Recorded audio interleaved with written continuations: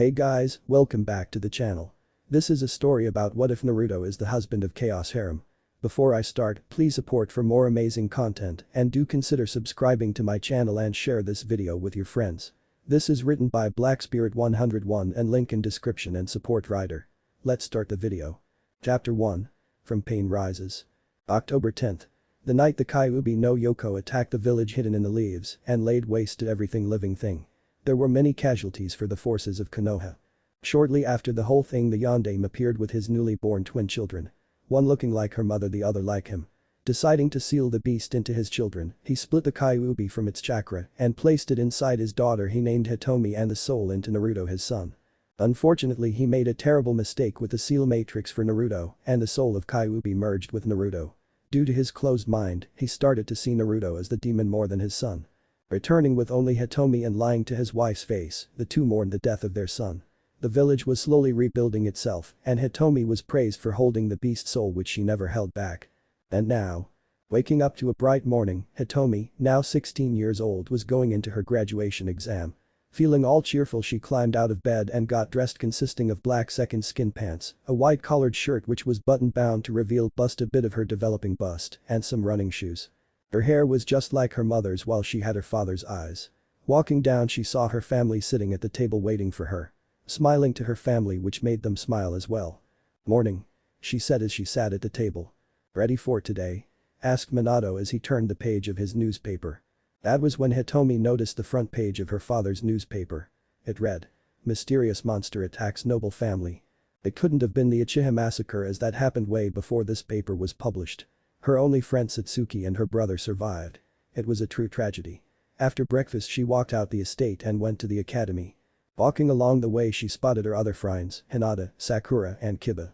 They knew about her secret and were willing to help her master it. That was when they noticed Sasuke, the twin brother of Satsuki. He was a real and was always being all broody on everything. His only response he ever gave of his famous HN. They were more acquaintances than friends. As they walked, the one topic that was on everyone's mind surfaced. "Did you hear about the latest murder done by that guy?" asked Hitomi. "Yes, they say he's a powerful assassin with a flea on side order in the bingo book," replied Kiba. "Whoever he is, he can't stand up to an Uchiha like me," said Sasuke, puffing out his chest.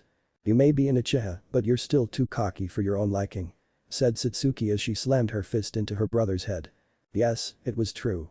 The one they called Child of Darkness was the most renowned assassin ever to exist. Bedtime stories were modified to fit him in it as the bad guy. But it never worked as he was always killing the good guy, leaving children with nightmares of him coming in the dead of night to kill them. No one has ever seen his face. The only people who have are all dead. When the bodies are found, they all share common things apart from how gruesome the murder is. Their tongue, ears and eyes were all ripped out. It was like the old saying. See no evil, hear no evil, speak no evil. No one dared to even speak his name. It was now at that point.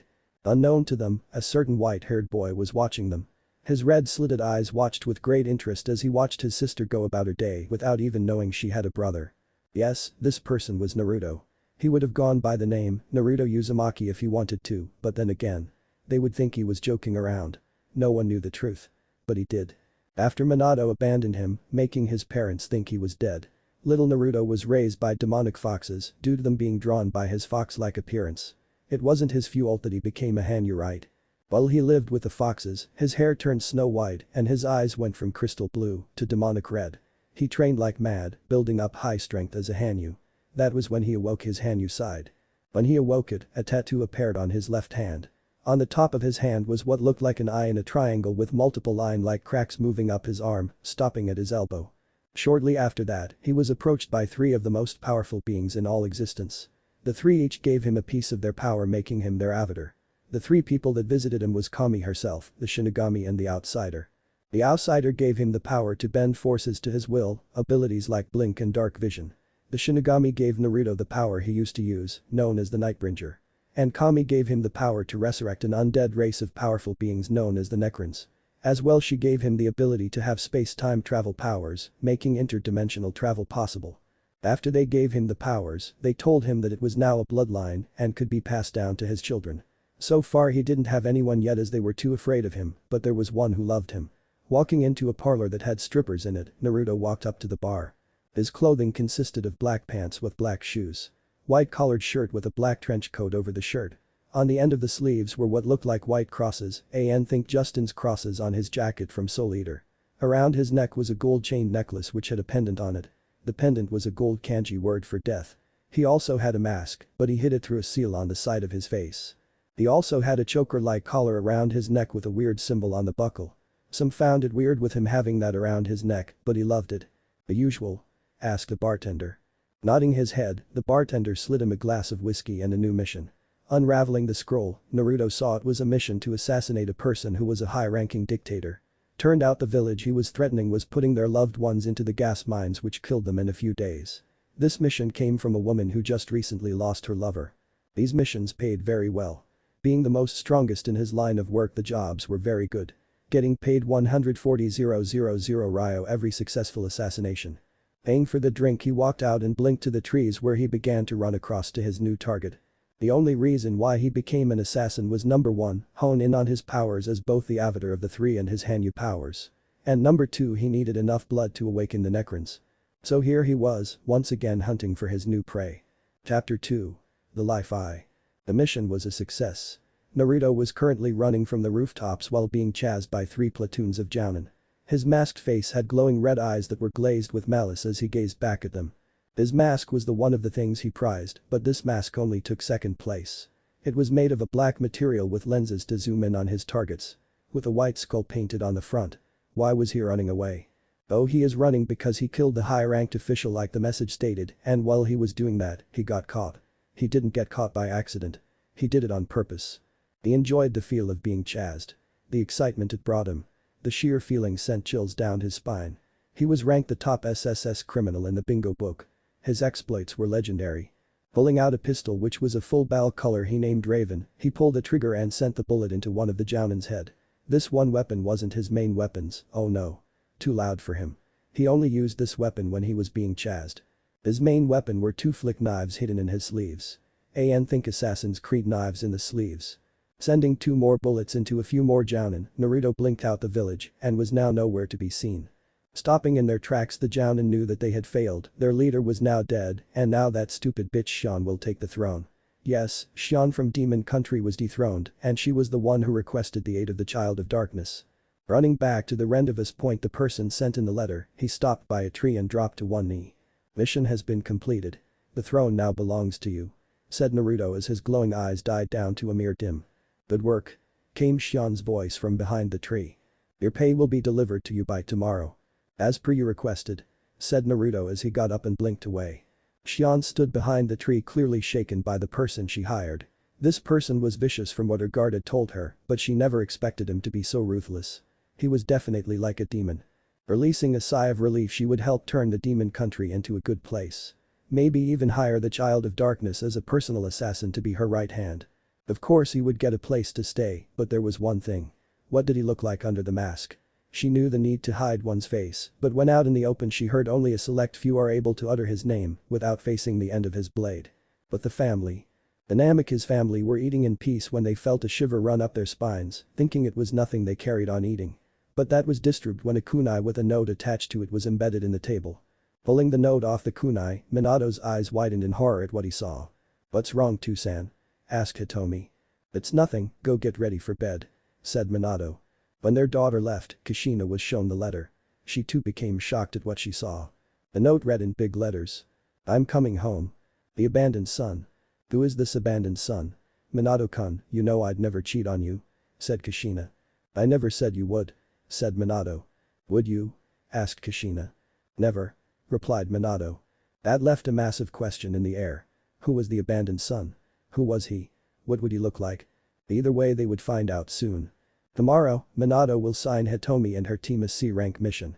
It would be her first. And hopefully not the last. But Naruto. Naruto walked into his home, which was a very nice cozy 2-story house, complete with little lights lighting up the garden path leading up the walkway to the door. Despite being the all-powerful person gaining the power of 3 gods and most likely being the embodiment of immortality, he had a very big weakness. And that was the person living inside his house. The person was also the first person that held his heart and was the one that held first place in his prized possessions. Deactivating his mask and turning his eyes from red slits to just being red, he walked into his house. Opening the door to his house, he was greeted with his face being shoved into two large breasts with a very happy sounding wife. Upon pulling his head out from her generous bosom, Naruto looked at his beautiful cyan-haired wife. Esdeath was her name. And she loved every bit of Naruto ever since he stole her heart away. Hey, flashback. Naruto was practicing his dimensional travel ability and somehow opened a portal to a distant land he had never seen before. Walking through the portal, Naruto found himself in the world of Akame Georgia Kill. And some person had just enlisted him in a tournament. Deciding to roll with it, he took part in the tournament. Winning against his opponent very easily, Naruto gave a very satisfied look on his face, which won the heart of Esdeath, who watched with great interest.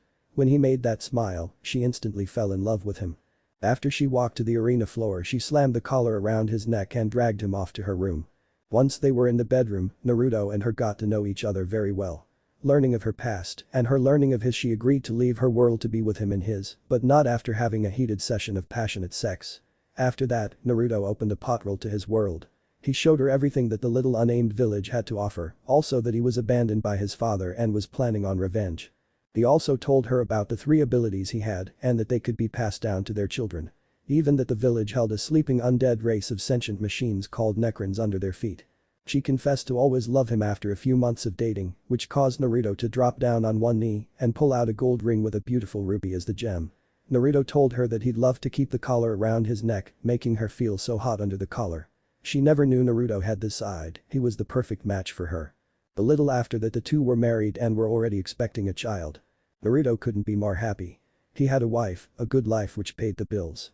Also, when Naruto told her about him being an assassin, she replied that with a kiss on his lips and said that she didn't care at all. This only resulted in the two making out more. Then flashback. "Hello my love," said Naruto as he smiled to his wife. She wore a blue nightgown that really brought out her eyes. It was also hard for Naruto to not look at her. She must have been a goddess when she was bored with that figure on her. He heard many of the villagers that looked at her with lust, but he laughed when she told him that she turned them all down.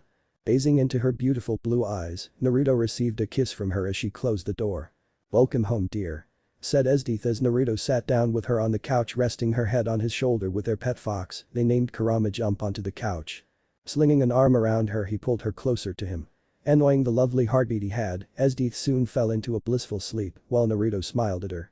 He picked her up bridal style and walked up the stairs to their bedroom. Setting her down and then running his hands along her stomach, which was slowly growing with their child. Kurama soon came into the room and curled up at the foot of the bed.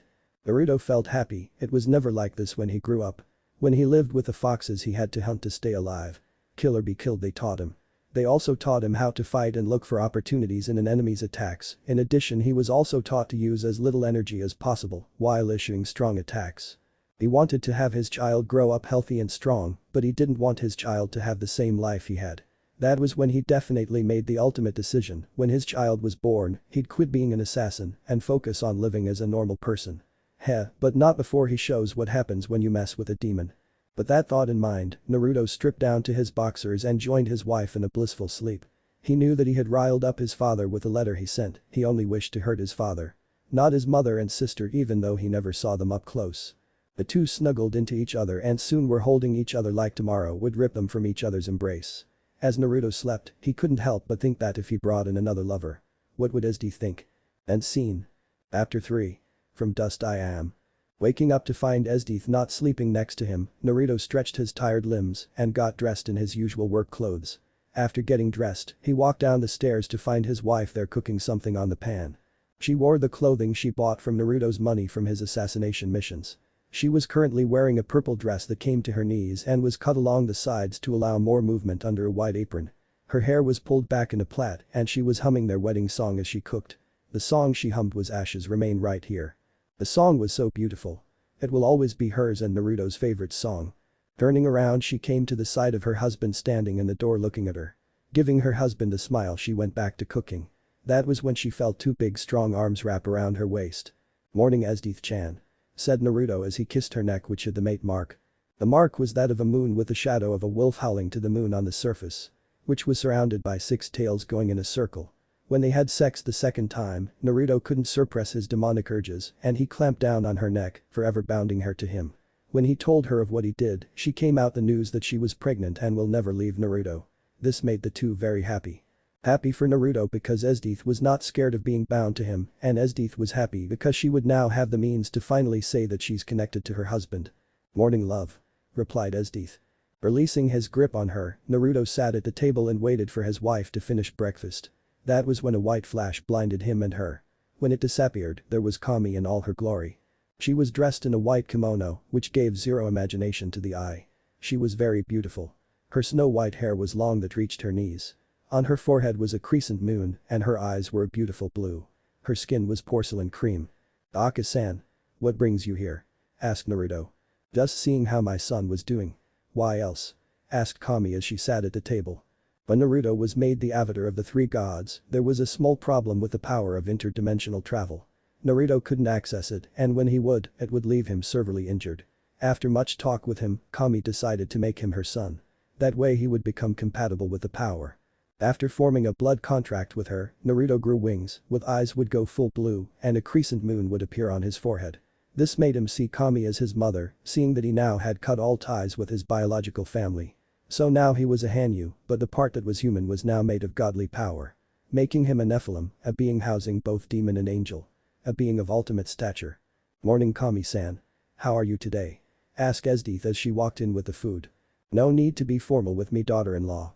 I was just wanting to see how my son, you and your child were doing," said Kami. "Thanks, Ka-san.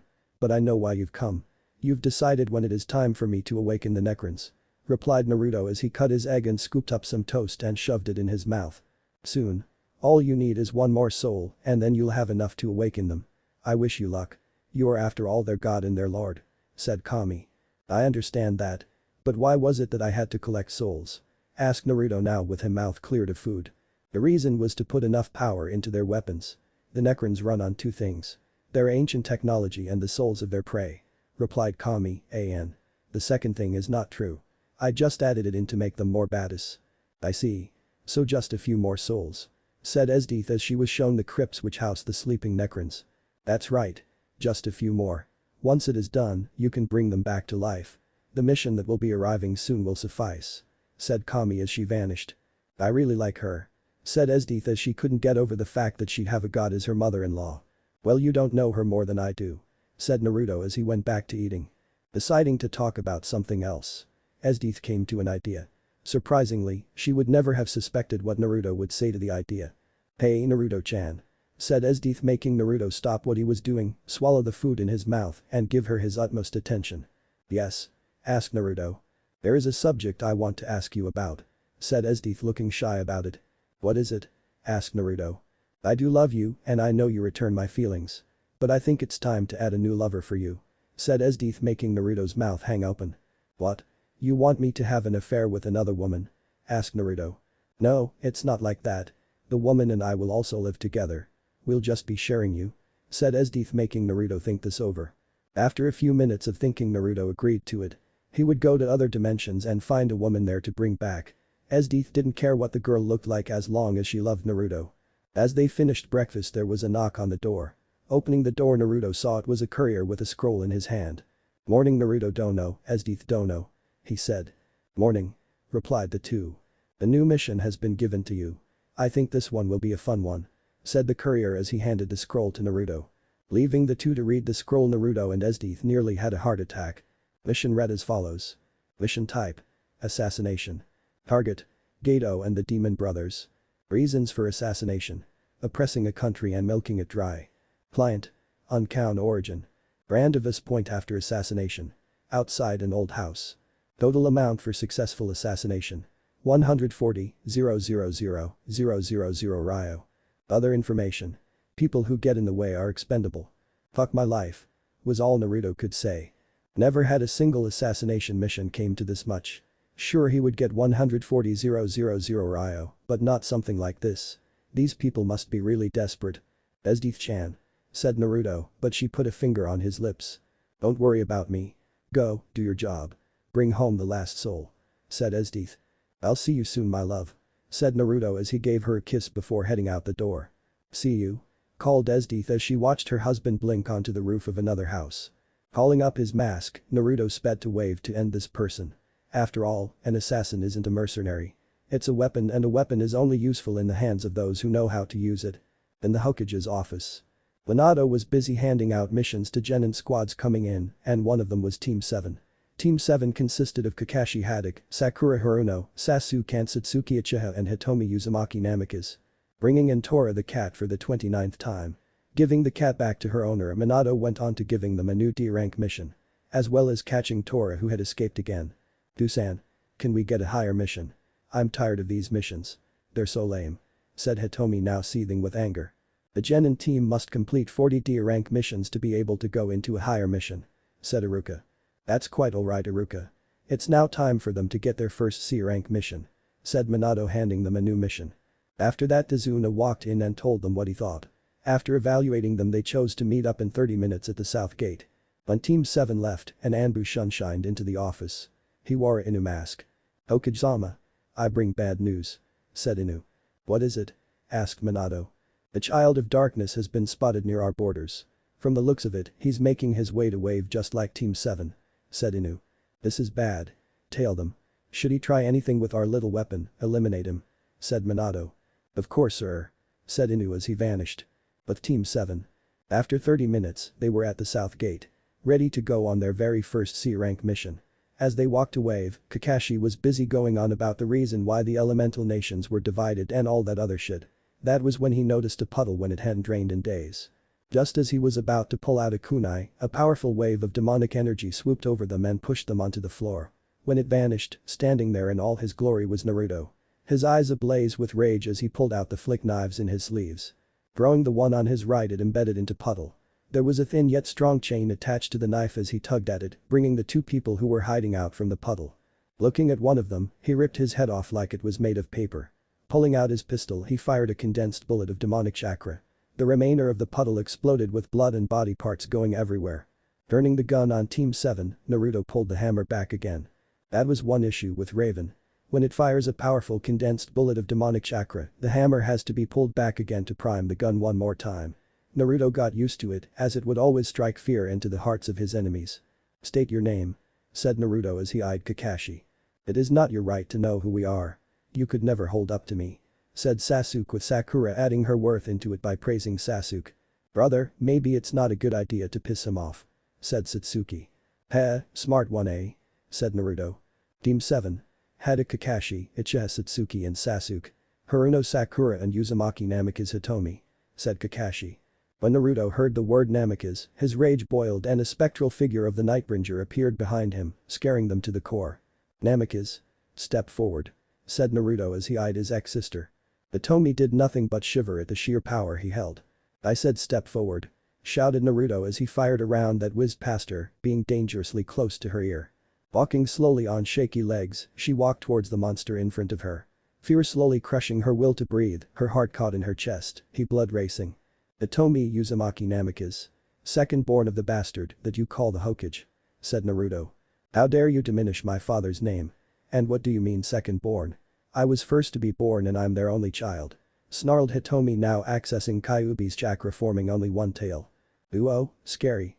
Let me show you how outclassed you really are," said Naruto as he transformed into his Hanyu form. He grew 2 black fox ears on his head. His nails grew to about 2 inches long and 5 tails burst out his tailbone. That was when he released a small piece of his power. Immediately Hitomi knew this guy was no pushover. His power was way above hers. It was like she was fighting a god. Well, she technically was. That was when the Anbu hiding in the trees struck. Jumping out incapacitate the intruder. Naruto just stepped aside and pointed Raven at the Anbu's head. "Move and I blow your brains out," said Naruto as he death glared the Anbu. "I'd rather die than to take orders from you, child of darkness," said the Anbu. "Suit yourself. Devastation cannon," said Naruto as he pulled the trigger, incinerating the Anbu on the spot. Horrified at the display of power, Kakashi's hand went to his pouch to pull out a kunai. The instant his hand made contact with the weapon, a chakra bullet sped past his wrist that was by his pouch. "Don't even think about it," said Naruto. "Are you here to kill us?" asked Satsuki. "If you get in my way, yes," replied Naruto. "Will you let us go if we take back any hostility towards you?" asked Kakashi as he slowly withdrew his hand from the kunai pouch. "Only if you wish to. I have a mission to do. And right now it is only half finished," said Naruto as he pocketed Raven and blinked away. "Who was he?" asked Sasuke. "The person you don't want to mess with," replied Kakashi, clearly shaken. "And what's his name?" asked Hitomi.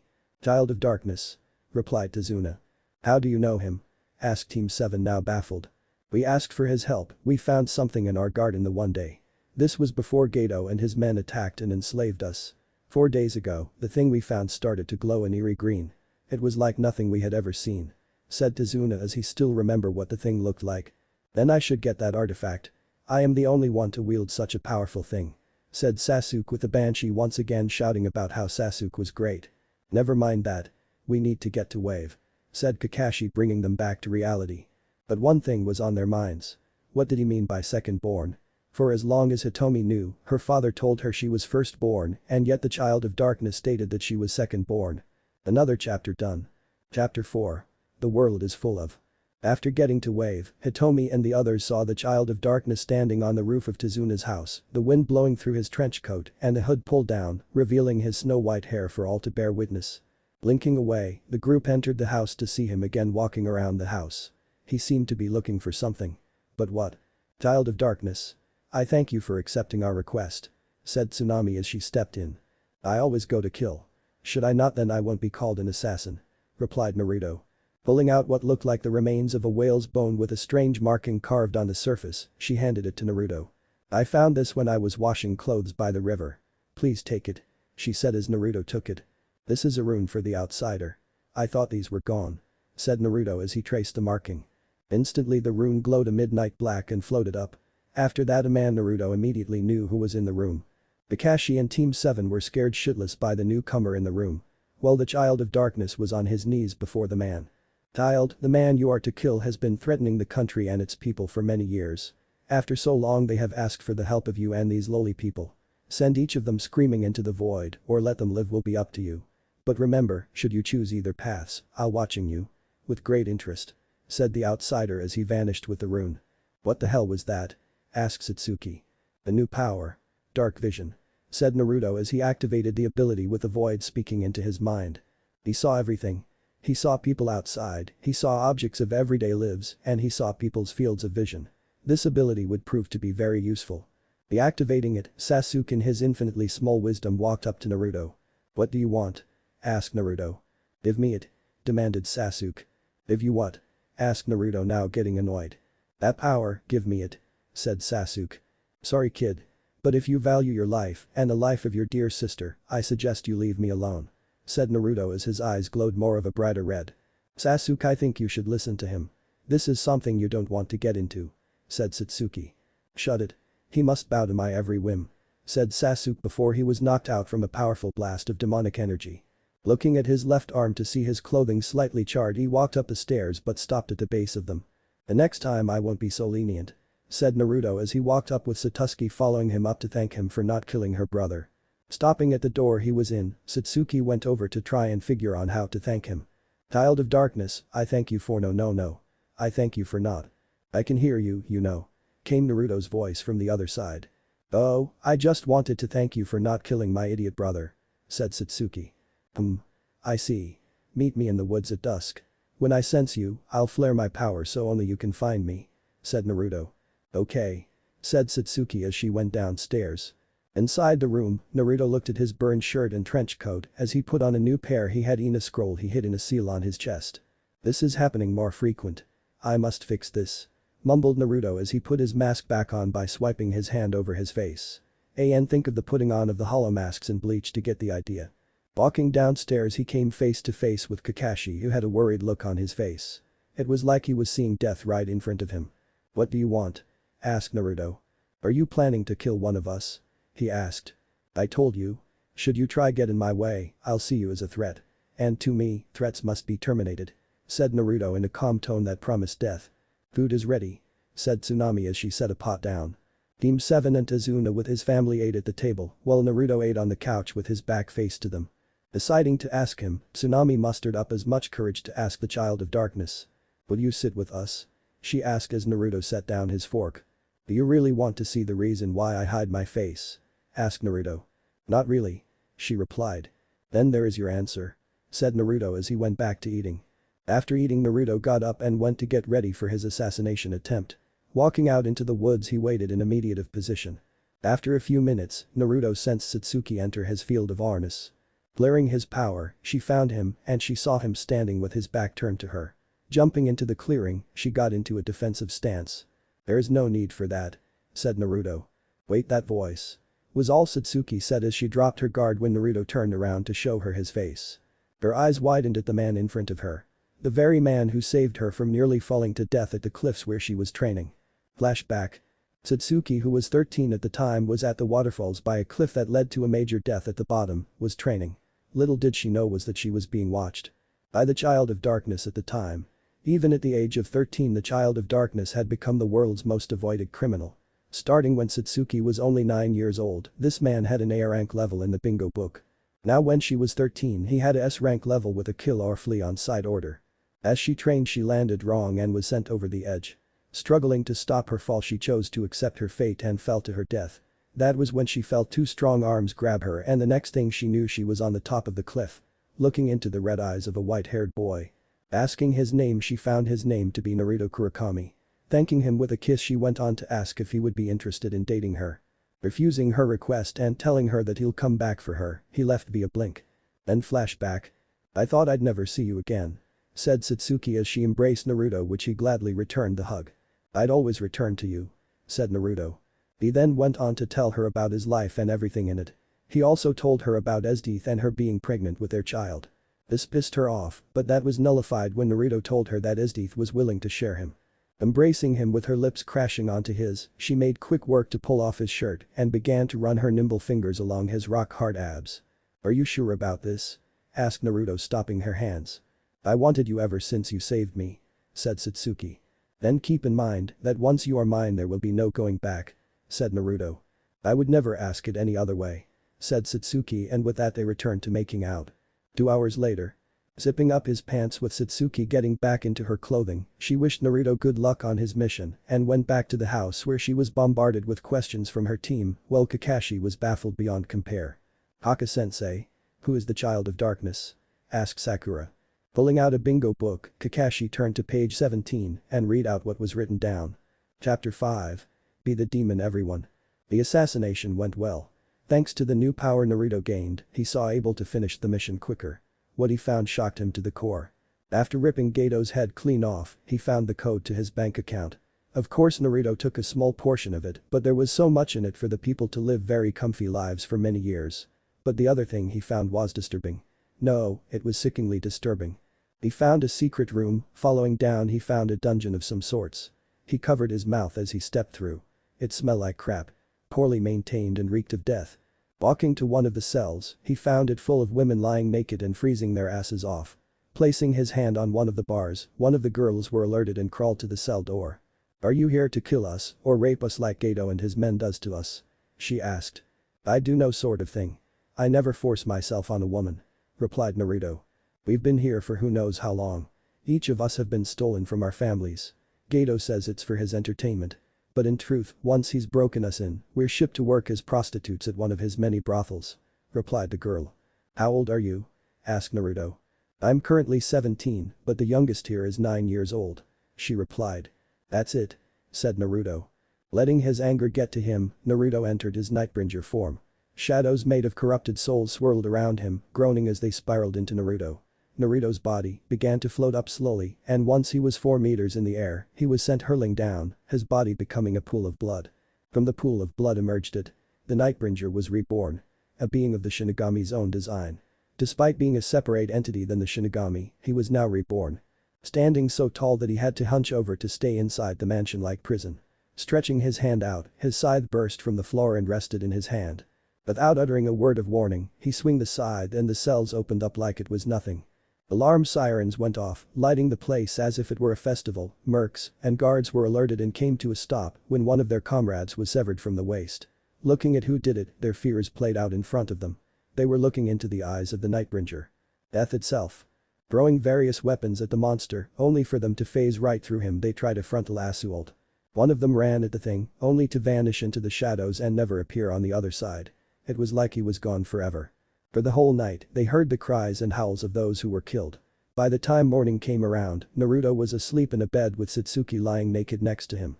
Moving his right arm that was currently under her to arouse her, he woke her up fully.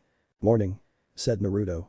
"Morning," she replied as she ran her hand along her neck where a mate mark was now. The mark was different from the one Esdeath had. This one had an angel with two swords crossing over a woman in a protective manner, while the woman was holding a gun pointed downwards. Flashback lemon. It happened when Naruto got back and went to his room. Removing his mask by swiping his hand across his face, he got undressed to find Satsuki laying on the bed in a seductive manner. Her curves and generous still developing bust were the epitome of beauty. Hitomi couldn't hold a candle to her. "Do you want me to leave?" she asked very seductively.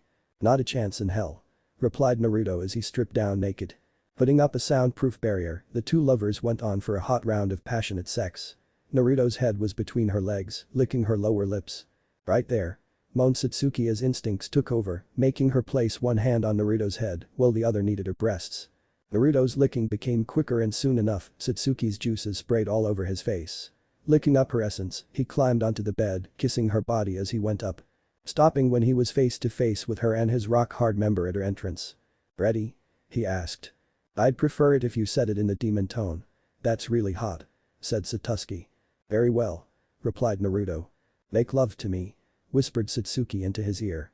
Not needing to be told twice, Naruto drove 6 inches into her while 2 inches stayed outside. Holding on to her lover, Satsuki moaned in pure bliss as she felt him inside her. Slowly thrusting into Naruto got into a comfortable pace.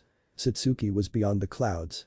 Never had she thought the very top assassin would be able to pleasure her so much. She didn't care about the title of him being an assassin or a demon hunter. He was hers and she was his. Thrusting faster and faster into her, Satsuki reached her climax and asked Naruto to mark her, which he did when his teeth became sharp and clamped down on her neck when he too climaxed. "I love you," said Satsuki now coming down from her high.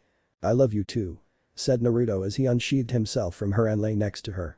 Flashback end. "So when are you going?" asked Satsuki. "Soon, after I've got the item from Tazuna, I'll open a portal to my house and wait to see you again," replied Naruto. Satsuki looked down with a depressed look that her lover would no longer be with her. Her train of thought was disrupted when Naruto gave her a kiss on the lips. "Just away. Never gone," said Naruto as he put a necklace around her neck. It was that of a crystal which was pure black. Beads lined the sides which a silver chain. "This is a gift from me to you. If ever you're in trouble, push chakra into the necklace and I'll be there," said Naruto as he got up and got dressed. "Thank you," she said as she too got dressed. Exiting the bedroom first, Naruto made his way down the stairs to find Sasuke and Team 7 standing there around the table. A green glow emanated from the object on the table. "Sasuke, this thing doesn't belong to you," said Hitomi. "A person like him should never use this when it belongs to an Uchiha. An elite," said Sasuke with Sakura praising his name. Reaching out to grab the object, Sasuke found his hand slightly shredded from just getting close object. "That was a warning. The object never chose you," said Naruto as he walked up to them. "And you can use it?" scoffed Sasuke. "I can," said Naruto as he reached for the object. Green arcs of lightning latched onto his right arm. But they never hurt him as he reached for the item. The item itself was a strange gauntlet with a few Nekrons hieroglyphs running around it. Once Naruto grabbed it, the thing was now on his arm in the blink of an eye and his arm was full Nekron now. Concentration on his arm, the arm vanished to become his arm again. "Very nice. Looks like my arm is now part Nekron. With a few new powers," said Naruto as he vanished from them, leaving behind an envelope with Tazuna's name on it. "What the hell was that?" said Hitomi as she looked at the spot the assassin used to be in. Naruto reappeared through a portal to find his wife sitting on the couch enjoying a nice cup of tea. Removing his mask he went to her. Sitting next to her, she smiled to him and placed her tea on the table. "How was it?" she asked. "Pretty good. Spoke to the girl who had a crush on me and she has agreed to sharing me with you," said Naruto. "That's good to hear. Regarding the Nekrons, I think you should get more women first before you awaken them," said Esdeath.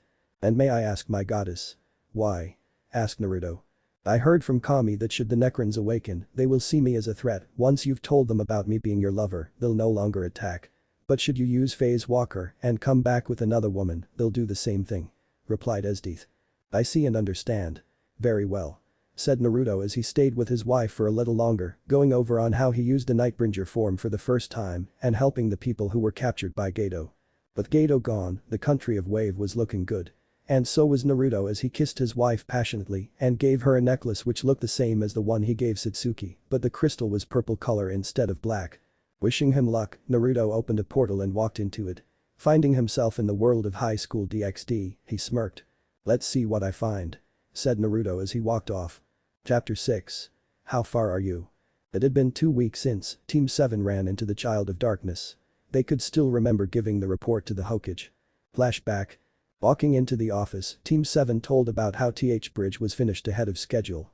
Wondering as to why they finished so early, the Hokage asked.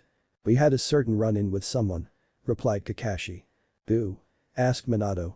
"The Child of Darkness," replied Sakura. "That can't be. What about the Anbu I had tailing you?" asked Minato. "Dead. He was shot by him," replied Kakashi.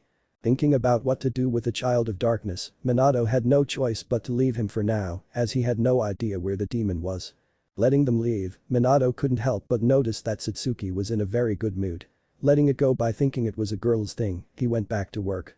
"I'll get you, stupid demon. You think that you can outrun me?" said Minato as he slammed the stamp onto a set of documents. Flashback end. Kushina herself couldn't get over the fact that her daughter came face to face with the Child of Darkness. The very person who sold himself for the sake of revenge. She washed the dishes with shaky hands as she placed them in the drying rack. "Ha ha ha. How far are you willing to go?" came a demonic voice from behind her. Kushina immediately spun around, dropping a plate in the process which smashed on the floor. Finding nothing there, she chuckled half-heartedly as she cleaned it up. But she was shaking on the inside. But what she didn't know was that she was being watched.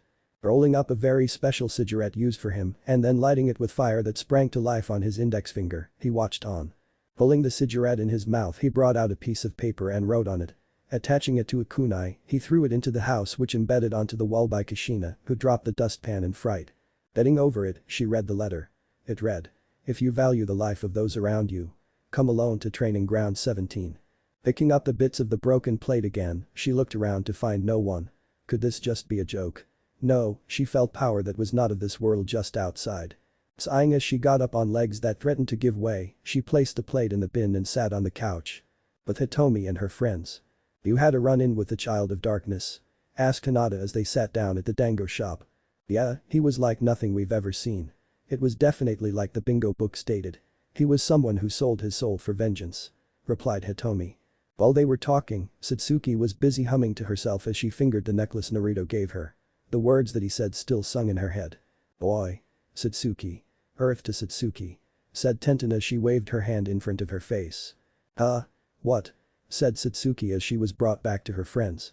"You seem to be acting weird. What's with you?" asked Hitomi. "It's nothing. It's just that I'm in a good mood today," said Satsuki as she got up and walked to her family's estate. Despite being the princess of the Uchihas, her heart was stolen. By the Child of Darkness.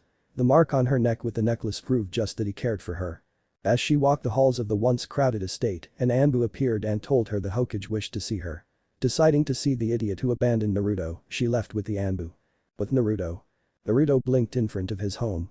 Things had changed a lot from the last time he did Phase Walker. For one, the house was more bigger, at least 9 more bedrooms and 4 more bathrooms. The house that used to be a simple 2-story house was now a mansion-type home. Opening the door, his face was shoved into 2 soft melons, with the sound of a very happy woman. Pulling his head out with a gasp of air, Naruto looked into the eyes of the new addition, or new additions to the family. When Naruto did his Phase Walker power, he went to many worlds. The first one he went to was the world of high school DxD where he went Kuroka, a Nico-type demon who was part of a team calling themselves the Chaos Brigade, agreeing to go with him. She was the first woman to join the harem. She wore a very nice black kimono with a yellow obi, which had very big yellow beads along the straps.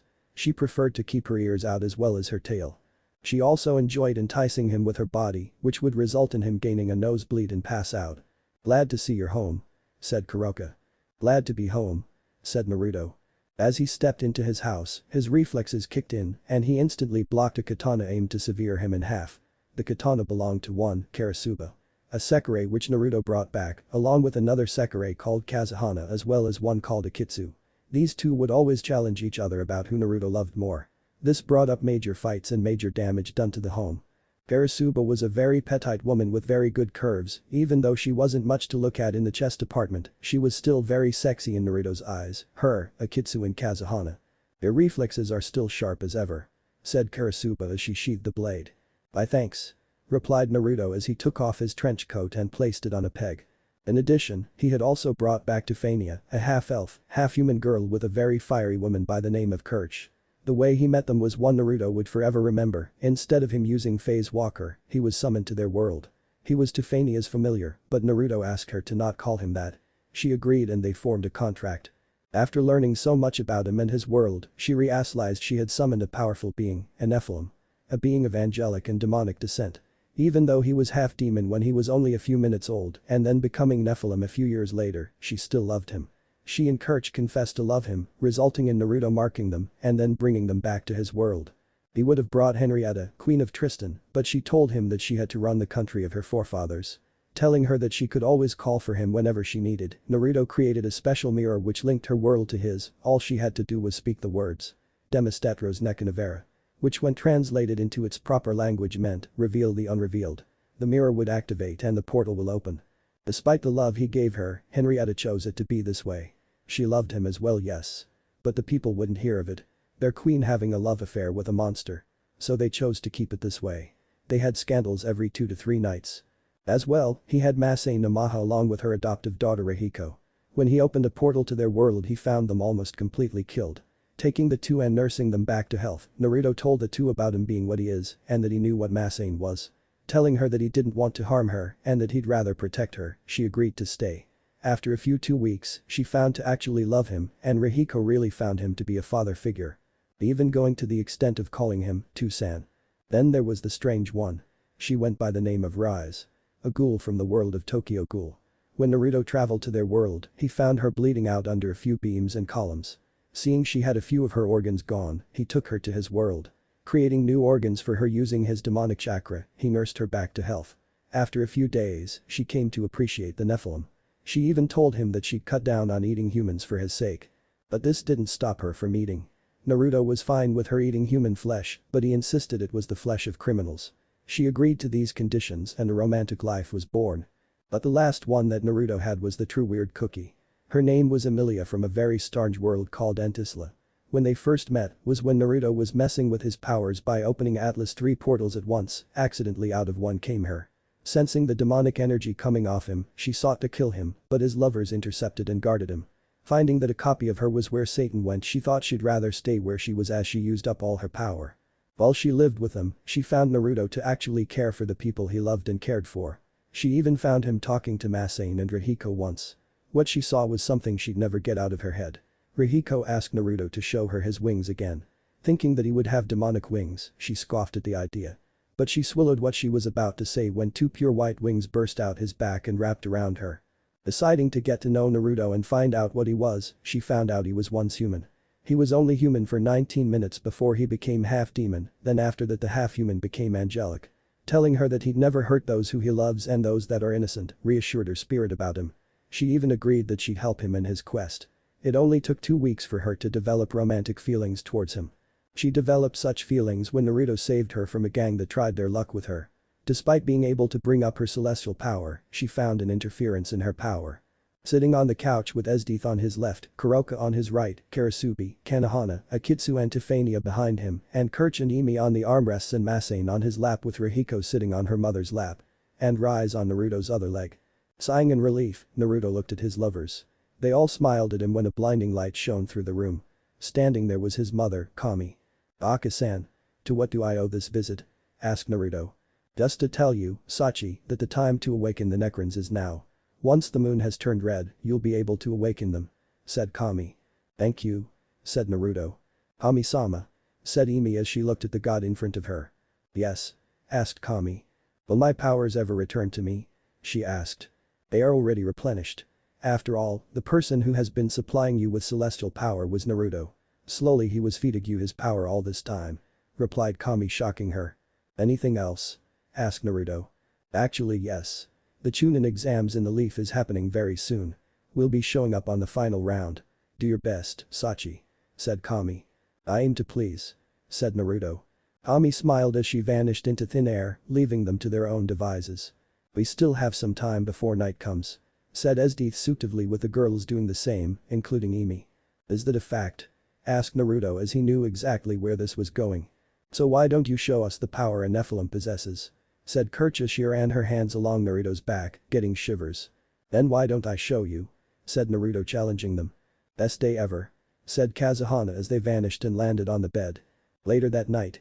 With his lovers and wife satisfied, Naruto left his house and made his way down into the crypts of the sleeping Nekrons. The floors were polished black, with green glowing hieroglyphs. Running along the sides of him were a few Nekrons, glass cannons in their hands, waiting to be reawakened by their master. Making his way into what looked like an underground cave, Naruto was staring down a very big pyramid of some sorts. Bringing his wings out, he flew up to the top. There on the top of the black pyramid was what looked like a strange device.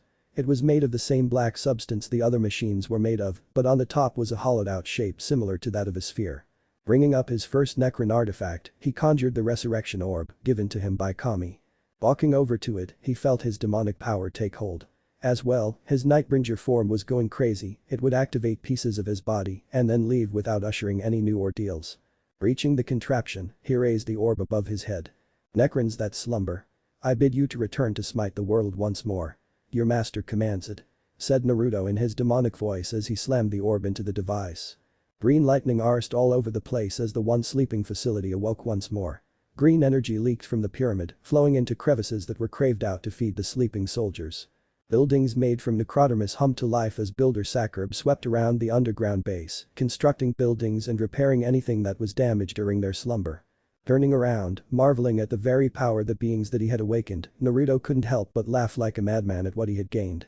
He had become the god of a very powerful race. The feeders of life. The eradicators. The slaves of the Catan. The demons of the stars. The Nekron. Nothing will stop Naruto now from gaining his revenge. Nothing. Not his father that abandoned him. Not the most elite forces in the entire of the elemental nations. Not even the Ten Tails itself.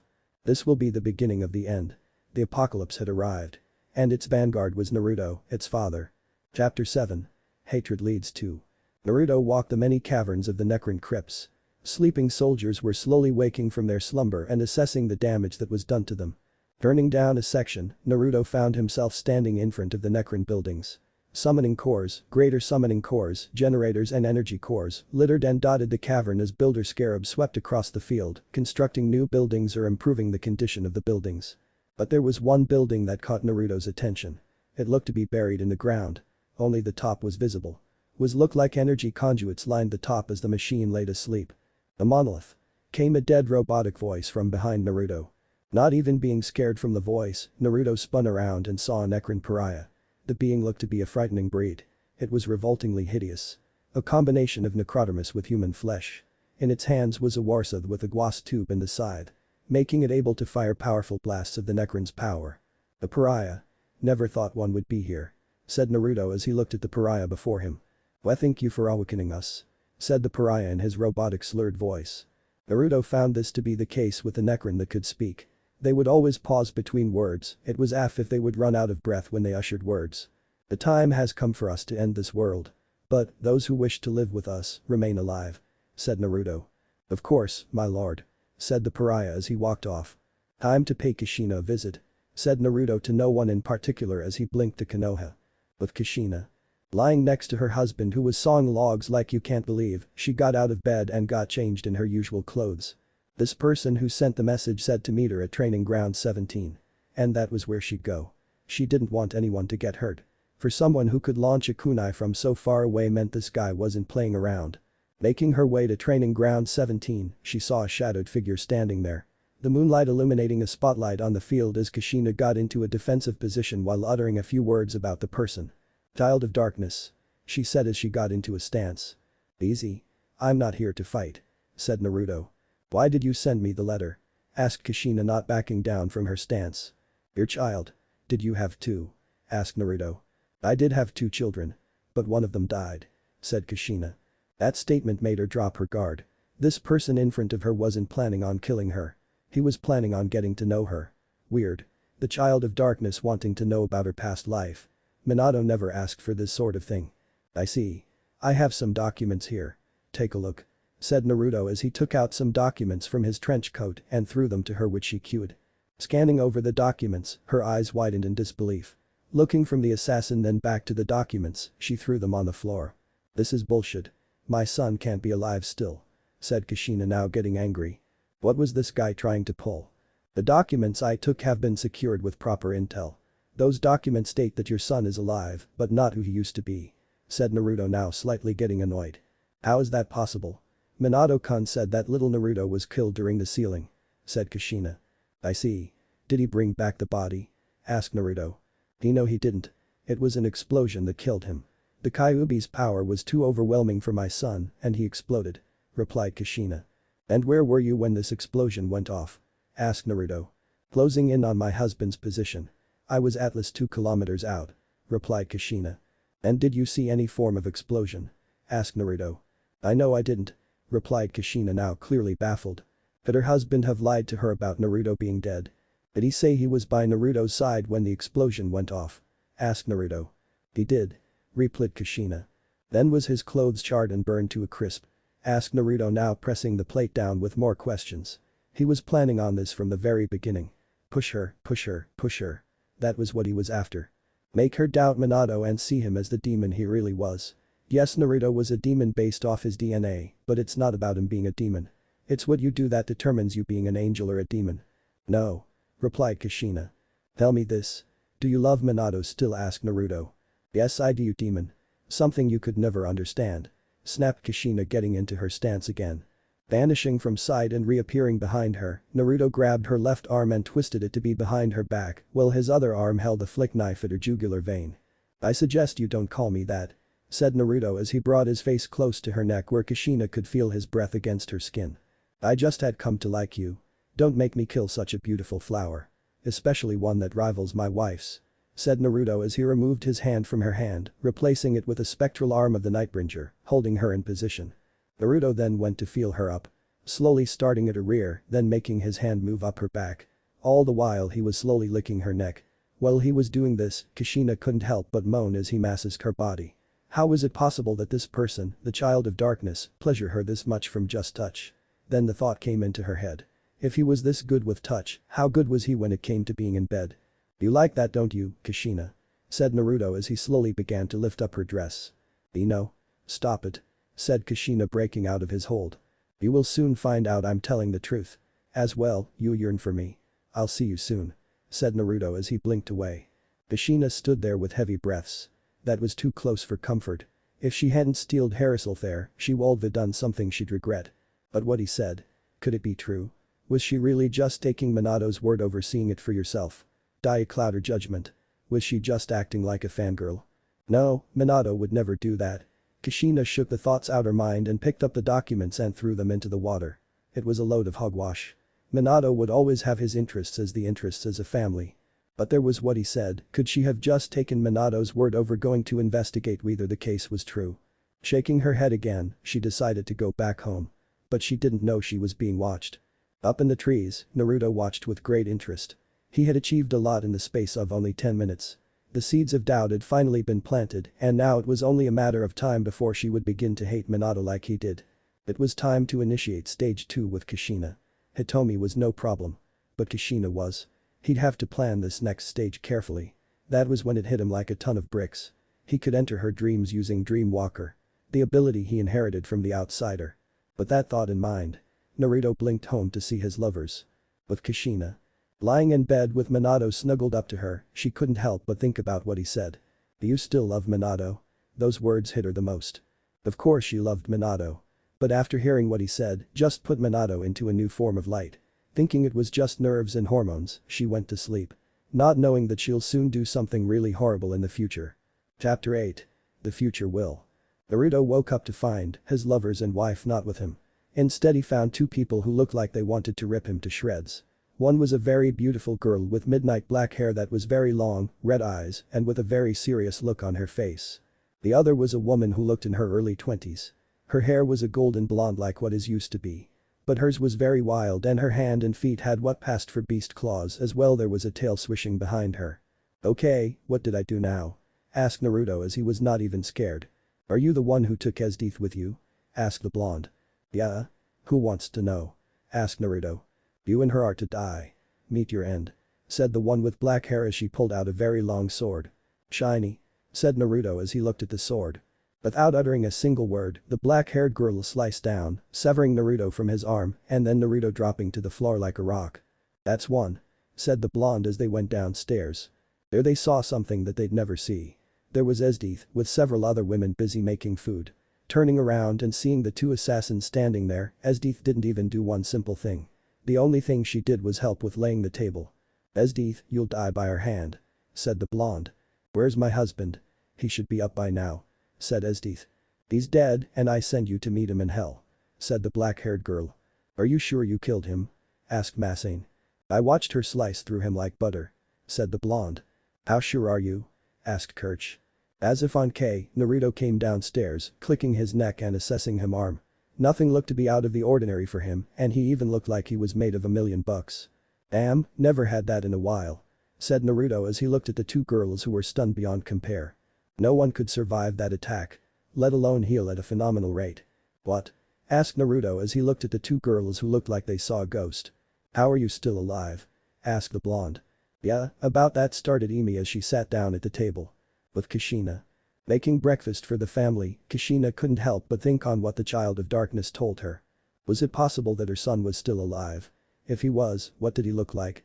Would he know she was his mother? As if on K, Minato came downstairs. But what she now saw in him was not there in the first place. It was like the man before her was slowly no longer becoming her husband. Just a stranger in the house. "Morning," said Minato. "Morning," said Kushina as she finished the breakfast and laid it on the table. Breakfast was total silence. Kushina had to know. So she summoned up her courage and asked. "Minato-kun, what happened to our other child the night of the sealing?" asked Kushina. "He died, he exploded when I sealed the Kyuubi in him," lied Minato. "Then was there an explosion?" echoed the voice of the Child of Darkness in her mind. Shaking her head and going back to eating, she thought long and hard. Seeing that Minato had business outside the village, she'd go and look in his office. She had to put these doubts to rest. With that thought in mind, she cleaned the plates and made her way to the shower to get ready. "With Naruto. You're immortal," shouted the blonde as she and the black-haired looked on in shock. "Yeah.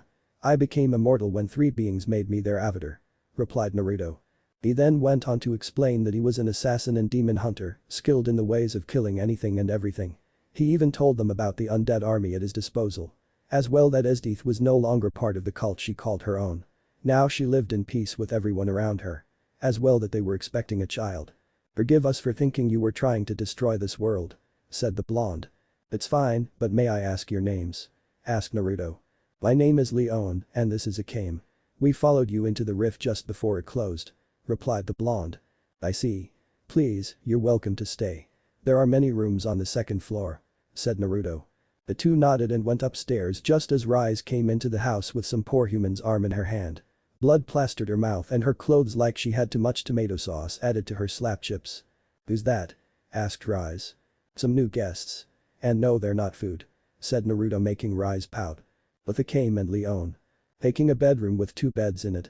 Leon flopped down on one of them and got very comfy while Akame looked around the room. "You know. That guy looks to be quite strong. No person has ever survived an attack from that blade," said Leon as she sat up. "It still bothers me. How can he have changed the opinion of Esdeath to the point where she's no longer hostile to us? Even so, she was rather very happy when Naruto showed up," said Akame. "Just relax. But I must admit one thing. He was very cute," said Leon as she blushed up a storm. As they continued their talk, they spotted a woman who looked to have massacred someone like there was no tomorrow. Bringing up their imperial arms, they charged forward. Launching themselves at the woman, they found they couldn't land a single cut or scratch on her. "Naruto-kun.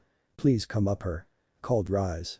Walking up the stairs, Naruto came to the side of seeing Rise, with Leon and Akame holding her down. "Care to explain why you have this thing with you?" asked Leon. "What, your mouth?" snapped Rise. "Easy. This is Rise, one of my lovers. She's a ghoul. I nursed her back to health and now she lives with us. She can't eat human food so she feeds on people. I told her it was fine, as long as it was criminals," said Naruto. Heading off the ghoul, Leon and Akame carefully eyed the woman as she went into the shower and ran the water. "You live with a flesh-eating monster?" asked Akame. "I do. And I trust her enough to not eat me or my lovers," said Naruto as he walked down. "Weird," said Akame. Sighing as he sat down, Naruto returned to finishing his food made by Esdeath. After he finished his food, Esdeath asked him a question. "Naruto-kun, I know you love us all. But we think you should bring in one more woman," said Esdeath. "Are you sure?" asked Naruto. "Yes. The girls and I have been thinking that with Rise and here, we outrank her with good intentions. Life is about balance. So we think you should bring one that will help her out," said Karasuba. I see, then I'll do it. For you," said Naruto as he opened a portal and walked through it. Once the portal closed, Emi spoke up. "I swear, that ability he does never ceases to scare me," she said. "True, but you get used to it," said Kazuhana as she sat back in her chair. With Kushina. With the house in order, Kushina made her way to the Hokage's office. Thinking it was just a hoax the Child of Darkness was pulling, she went through the documents in the office. Finding nothing, she sighed as she sat down on the chair. Looking down, she found something completely weird. There were a few drag marks on the floor. Getting up and moving the desk, she found a secret compartment. Opening it, she found several documents. Pulling out one labeled Project Hellhound, she found it to be very disturbing. Written on the document were various experiment names and numbers. But the one that caught her eye was her own daughter. Minato was experimenting on their own daughter. Why? Why was he doing this? Quickly stowing the documents back, she left the office and made her way back home. This was big news. And on top of that, the seeds that the Child of Darkness told her were now true. Her husband was not the saint she painted him to be. He was a demon in angel's clothing. She had to see the Child of Darkness again. She had to bury these thoughts in her mind. She had to find a way to stop the worry. With Naruto. Stepping out the portal, Naruto found the place to be very much like a wasteland. Various people were attacking above them, while some robotic figures were speeding to him. Pulling out Raven and letting loose several bullets, he dropped them like they were nothing. "You're pretty handy with a gun, aren't you?" came a voice from behind him. The voice sounded like it was a cross between sultry and serious. A very strong combination, hard to find. Turning around, he found it to a girl with black hair tied in two tails on the sides of her head.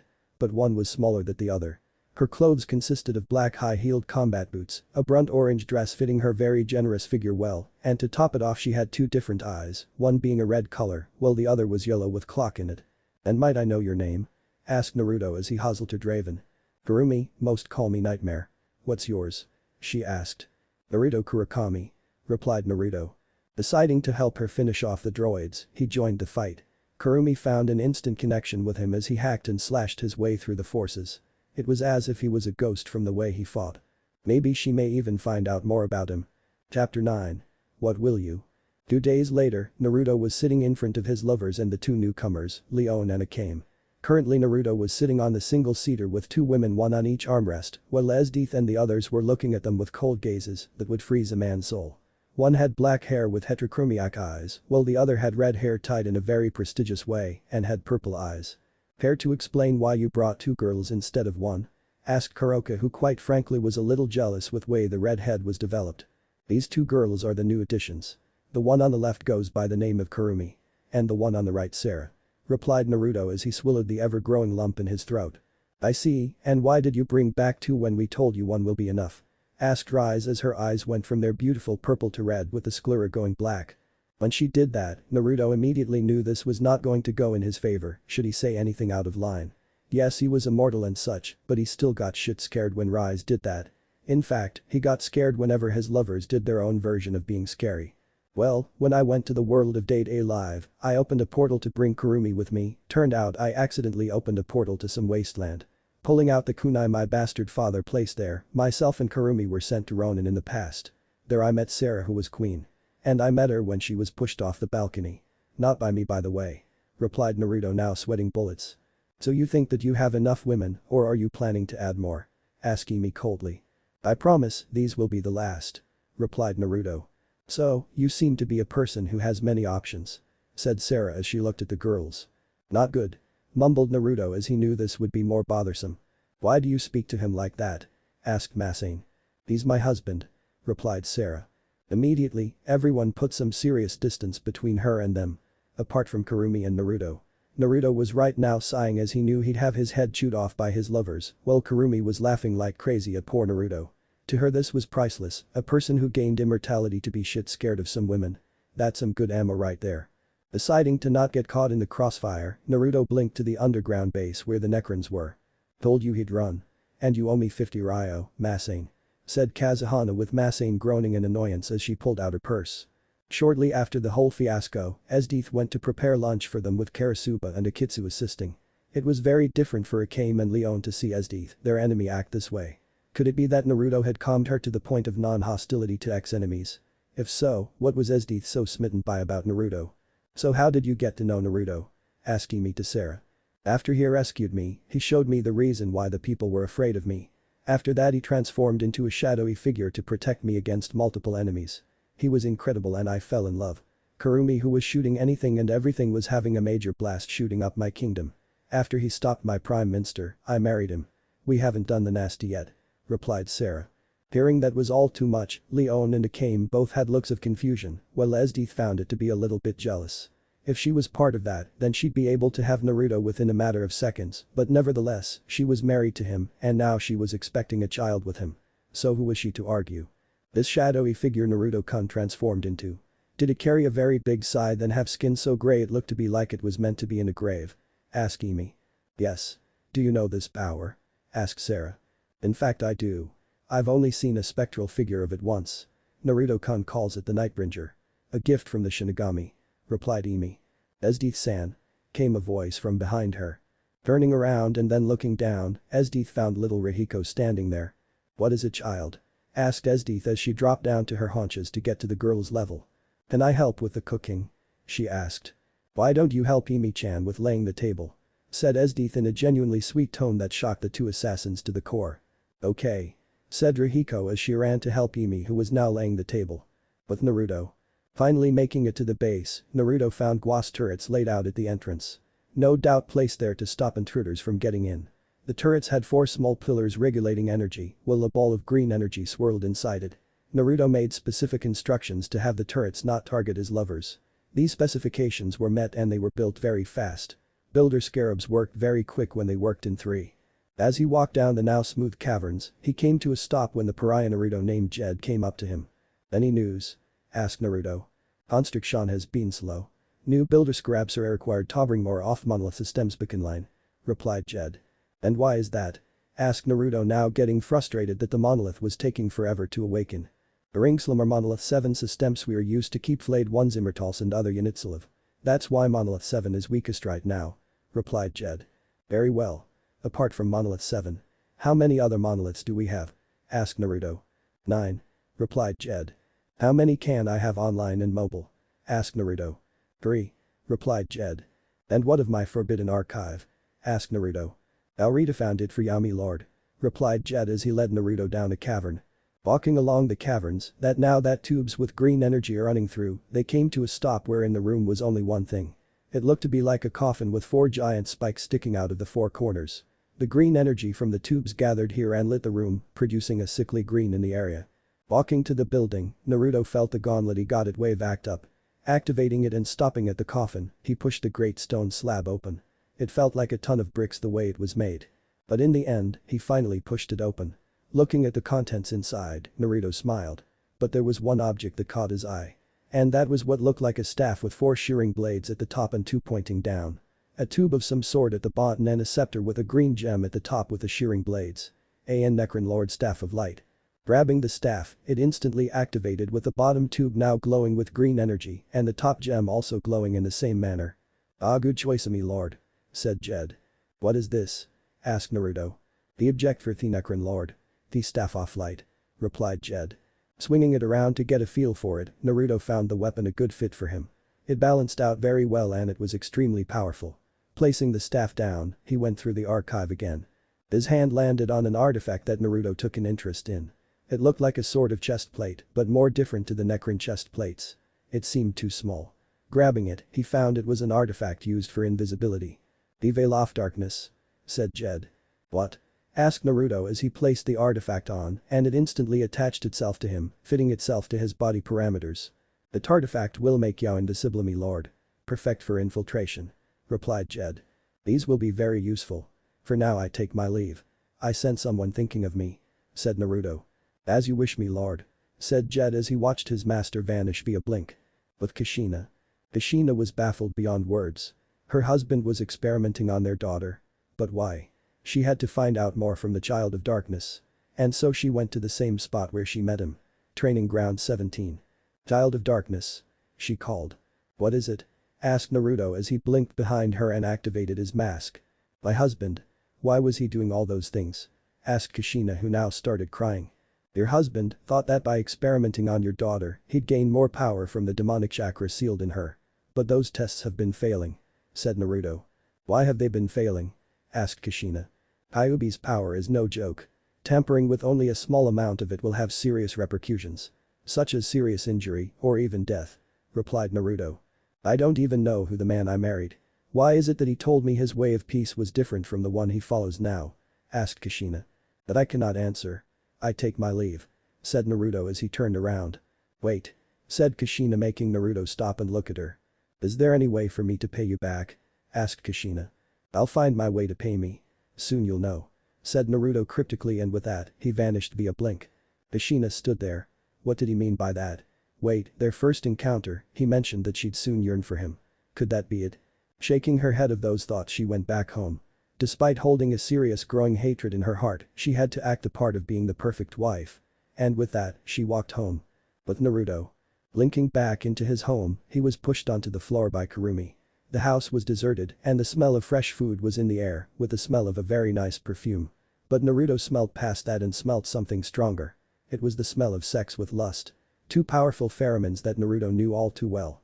Kurumi was wearing something very revealing and Naruto's face was smack dead between her breasts. "Where's everyone?" asked Naruto. "Gone out.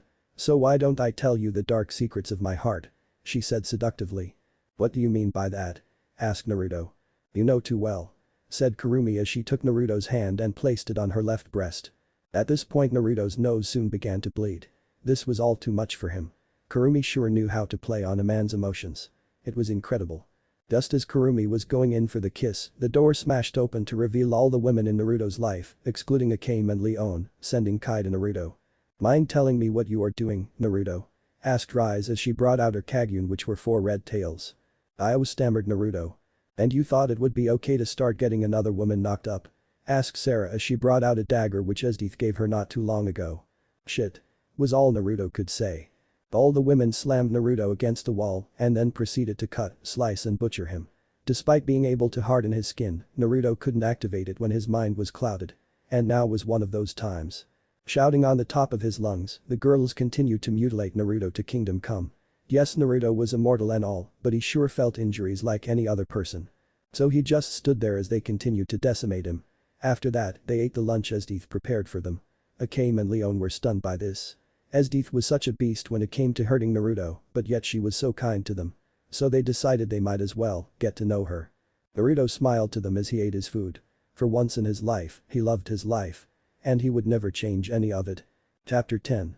The Power of. It soon became late afternoon and Naruto was currently sitting on the couch in his living room. The others went to bed and he was still up. Sighing for the 17th time, the mirror he left in the living room glowed an eerie white. Knowing exactly what was going on, Naruto made his way to the mirror and stepped through. Humming on the other end, Naruto came face to face with Henrietta, who pulled him into a very strong hug. "I missed you," she said as she squeezed him. "I've only been gone for a few days," said Naruto. "Yeah, but without you in that time can do a lot to a woman. Especially me," said Henrietta. Sitting down on the couch, Naruto went on to tell her about the various women he had brought into his home. Henrietta was not fazed by this knowledge, she came to terms about sharing him and she didn't care about all that shit. As long as she got to be with Naruto, even if it was just a few hours, she was happy. She enjoyed the time she spent with the Nephilim. Even letting him use his power on her to give her the ability to fly with the birds for a couple of hours. It was these small things that made Henrietta love Naruto. After a few glasses of wine and learning a lot about how things were going in Tristan, Henrietta and Naruto were sitting on the couch in her chambers. Naruto had his one arm slung around her while she had her head on his chest, listening to the soothing sound of his heart. She could stay like this forever. "Henrietta?" asked Naruto. "Yes?" she asked. "You know I love you," said Naruto. "And I to you," said Henrietta. At that moment, they brought their faces together. Sharing a moment of brief lip lock. Choosing to push it further, Henrietta pushed Naruto down onto the couch where she began to run her fingers through his snow-white hair. "Lemon." Hissing even more passionately, Naruto opened his mouth to allow her tongue in. Henrietta at this point was more enjoying the taste of him. Their tongues soon enough began to battle each other for dominance over each other. Letting Henrietta win this fight, Naruto got to work on getting her out of her clothes. Pulling off the dress very quickly, he separated to get his shirt off. Once his shirt was off, Henrietta once again tackled his lips. This time with more force and desperation. Naruto then decided to step it up a notch. Blinking to a standing position, he made quick work on pinning Henrietta to the wall as he went from her lips to her neck. Moaning as she left his subtle lips caress her skin, Henrietta went to work on getting the last article of clothing off her lover. Unbuckling his pants and letting them slide down, she was greeted to the sight of seeing a bulge in Naruto's boxers. "Well, look who's excited," she said into Naruto's ear as she stroked him through his pants, making Naruto groan. "You have no idea," said Naruto as he pulled away from her neck. Removing her bra and panties, Henrietta led Naruto to the bed where they continued kissing. But Naruto didn't want any more of that. He was now tired of foreplay, tired of the teasing. Separating from her lips, Naruto pulled off his boxers, letting his member spring out for her to see. Licking her lips at the size of him, she waited to see what Naruto was planning. Descending down her body, planting butterfly kisses along her skin, he came to a stop at her entrance. No matter how many times Naruto and her had sex, Naruto, still being the gentleman he was, waited for her to give him the go-ahead. Receiving her permission, Naruto went to work on her lower regions. Slowly licking and sucking her. "Ah. You're so good at this," said Henrietta as her back arched at the feeling of Naruto's tongue inside her cavern. Licking up her pre-cum, Naruto found her taste to be very unique. It was a perfect balance between sweet and salty. Something he gave Henrietta credit for. But soon enough, Henrietta found herself cooming into the mouth of Naruto. Lapping up all of her essence, Naruto began to make his trip back up to her. Stopping when he was face to face with her. He was about to kiss her again, but Henrietta placed her index finger on his lips. "Not this time," said Henrietta as she turned the tables. Turning Naruto over, with her now on top, straddling him, she began to make her descend on him. Again stopping at his member. Stroking him a few times, she began to lick him. From base to head. Naruto groaned as Henrietta licked his man-meat. Taking it a step further, she put the head in her mouth as she stroked the rest. At this point, Naruto had lost all control of his body and was now showing signs of partial transformation between his angel form and his Hanyu form. His eyes transitioned between glowing blue to glowing scarlet. His nails, now claws, dug into the mattress as Henrietta took 4 more inches into her mouth. "Wow, Henrietta. You sure know how to please a man," said Naruto as his eyes stayed in their glowing blue nature. "Glad you think so," said Henrietta seductively as she began to bob her head faster, driving Naruto into a frenzy. Soon she found her prize when Naruto grunted and came into her mouth. Thick ropes of the hot jizz laced her mouth. Hungrily swallowing every bit of it, she licked him clean and stroked him a few times to see if he had any more. "Why don't I show you why my wife and lovers love me so much?" said Naruto with a cocky smirk on his face. "With pleasure," said Henrietta as she let Naruto take the lead again. Pinning her below him again, Naruto placed himself at her entrance. Slowly he rubbed himself against her. Henrietta moaned out in sheer bliss at how he kept making her feel good from just doing that. Inserting himself into her, he slowly thrusted. Henrietta at this point had her nails dug into Naruto's flesh, drawing blood as he began to quicken his pace. Right now Henrietta was cutting into his flesh as she screamed his name. Moans of pleasure mixed with flesh hitting flesh echoed throughout the bedroom as Naruto fucked Henrietta like there was no tomorrow. Turning her over to where she was now on top again, Henrietta began to furiously ride him. Various juices coated the bed sheets as she rode her lover. "Right there. Right there. Make me scream. Make me your slut. Give me more," screamed Henrietta as she sped up her pace. It would always go like this, Henrietta would say dirty things to Naruto, further bringing him to the edge. He liked this side of her. It always made Naruto hot under the collar as she spoke like this. Linking into the missionary position, Naruto pounded her like never before. He had never gone at this pace before with Esdeath. He was too afraid that he'd break her before showing her what would happen. He knew her limits and would always satisfy her as much as possible. "Yes. Right there. Give it to me," screamed Henrietta as Naruto relentlessly pounded her. "Here it comes," said Naruto in his demon voice, now reaching his limit. "Then come inside me. I want your child," said Henrietta as her mind went blank and her eyes rolling into the back of her head. Releasing his load into her waiting womb, Naruto waited for at least 1 minute before pulling out of her. Lemon end. Henrietta was passed out and sleeping soundly. She had a satisfied look on her face as Naruto pulled the covers over her. Rolling up a cigarette and lighting it, he walked onto the balcony, still in the nude. Blowing out some smoke, he gazed over the kingdom of Tristan. The place was a lot more peaceful. The elves had integrated into the society of the people and things were looking nice. Blowing out more smoke, he looked up at the 2 moons and smiled. He couldn't ask for any more. He was the most powerful being in all of history, he placed out into Kushina's mind, and now she was growing hatred within her heart. Besides, the only way to destroy a country is from within. And that was exactly what he was doing here. Slowly bringing Konoha to its knees. Blowing out one last puff of smoke, he threw the cigarette away and made his back to Henrietta where he laid down with her. The marks she had inflicted on him were still there, but he had a very special way to heal that. He'd do it tomorrow. Snuggling into him, Naruto soon fell asleep with Henrietta cuddled into him with her head on his chest. Breathing out a sigh of contentness, Naruto fell asleep and soon found Henrietta in the dream world. He enjoyed this, the love he gave and received. Even though he had to go back home tomorrow before the soldiers entered, he decided to stay with her. After all, what kind of man would he be if he left now? Tomorrow will come around.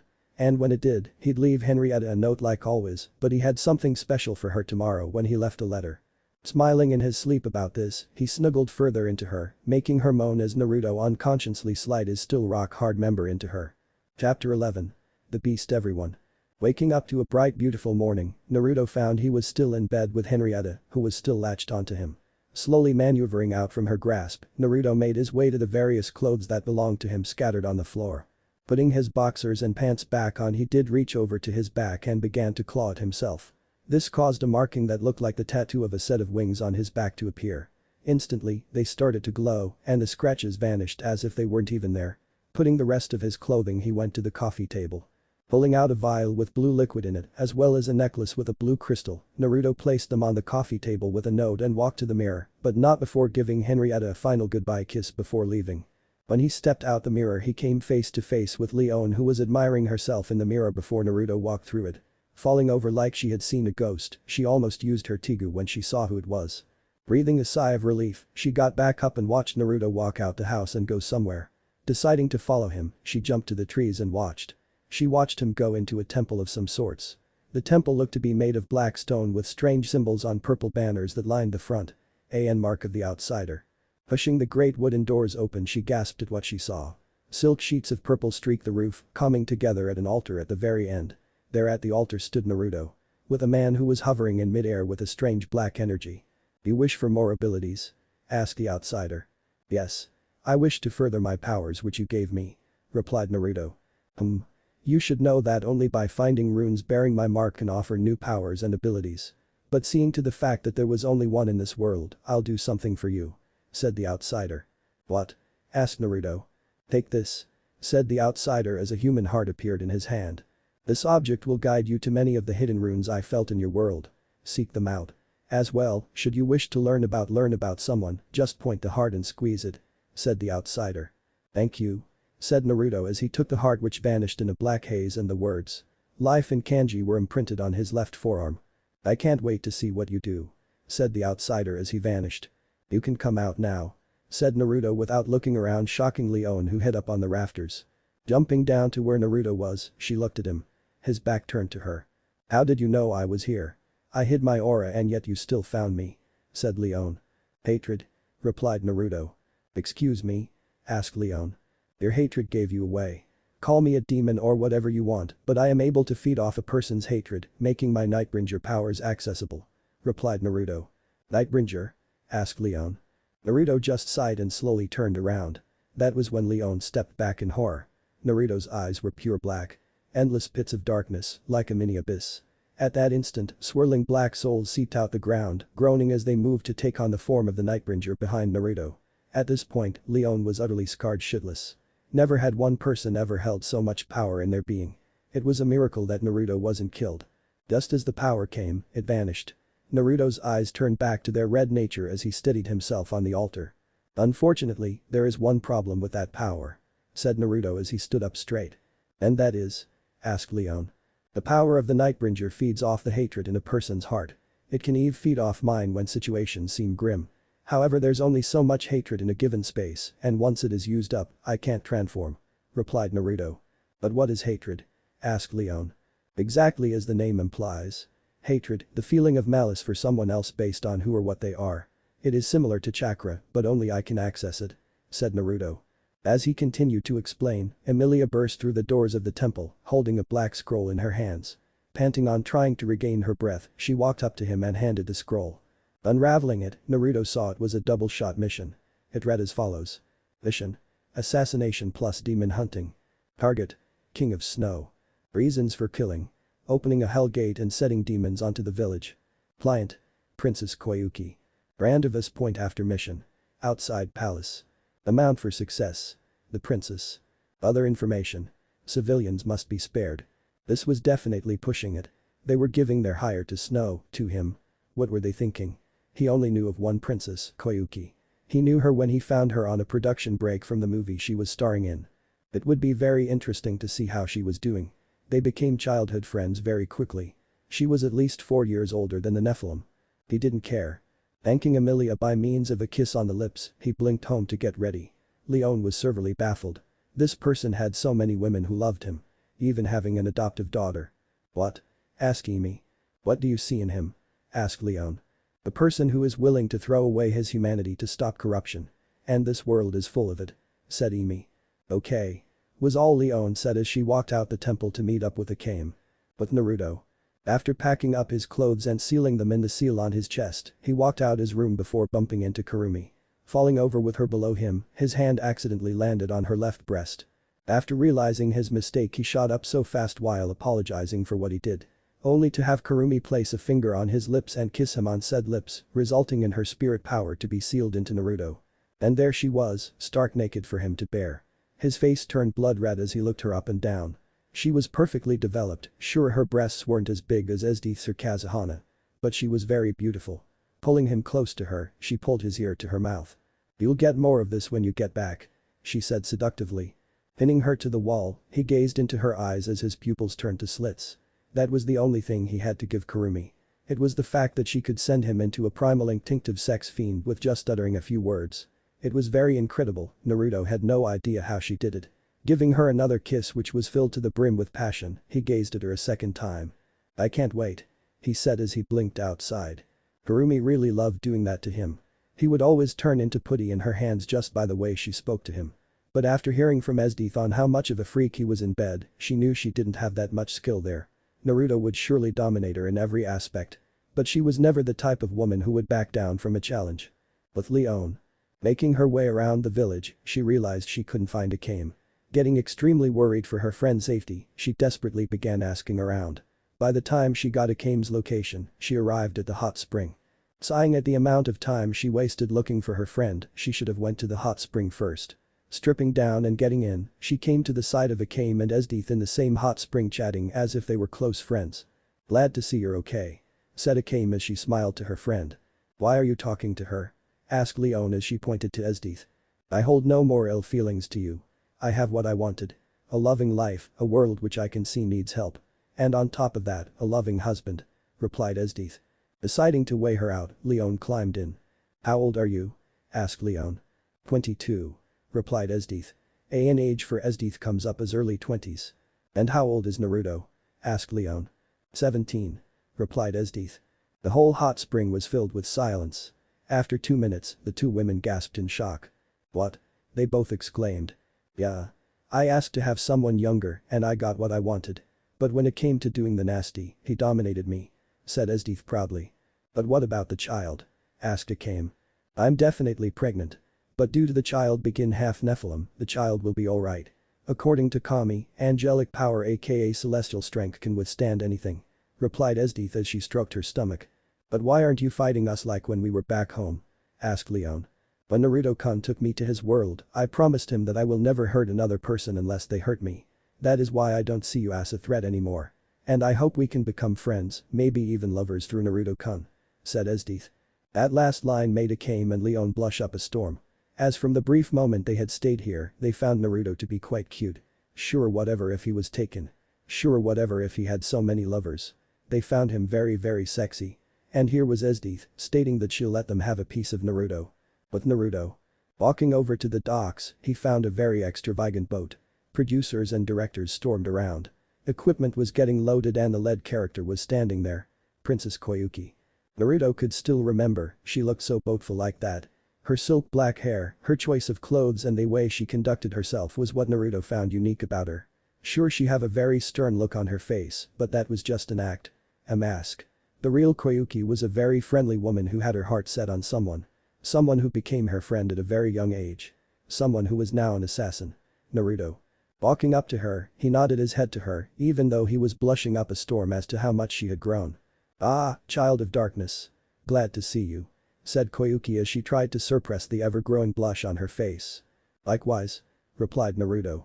At that moment, a Konoha nin shinshin to the docks as well. Turning around to see who it was, Naruto found himself staring at the Red Death. Kushina Uzumaki Namikaze. Princess Koyuki. I am here by orders to protect you. Said Kushina. Not necessary. The Child of Darkness is here to ensure my safety as we head to Snow Country to free my people, as well shoot another scene for my movie. Replied Koyuki. Easy, your highness. She can come along. After all, 2 heads are better than 1. Said Naruto. Agreeing to let her come along, they climbed onto the boat and set sail to Snow. While on board, Koyuki was in her quarters, Naruto was standing on the highest mast on his hands as he meditated. Well, Kushina eyed the assassin. Sure, he got her to be on the ship, but that could be a reason to blame her for assassinating the princess. Naruto, feeling he has had enough meditating done, he blinked down to the deck and came face to face with Kushina. Why are you here? She asked. To do a mission. Replied Naruto monotonely. Can I speak to you? She asked. Sure. Said Naruto as Kushina led the way. Kushina walked into one of the various bedrooms on the ship. When Naruto stepped into the room, she closed it, locked it, put up a soundproof seal, and then looked at the Child of Darkness. You were right.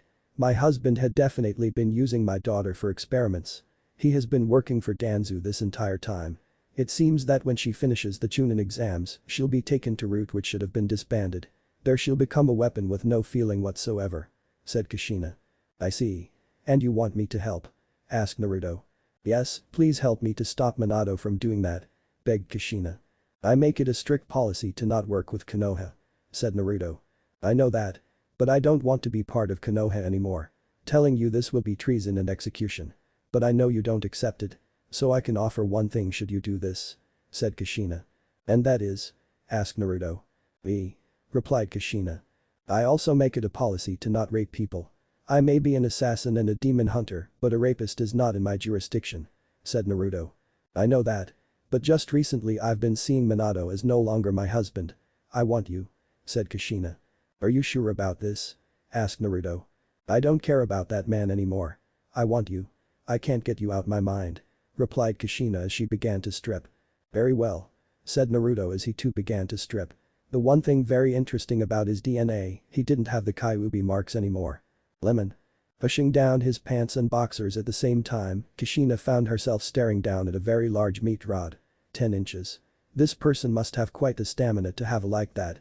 Sitting him down on the bed, she went to stroke him. Receiving a groan from him, she looked up to see the mask off. Seals snaked across his body, one on his chest, a few on his left arm, one on his right hand and another on the side of his face.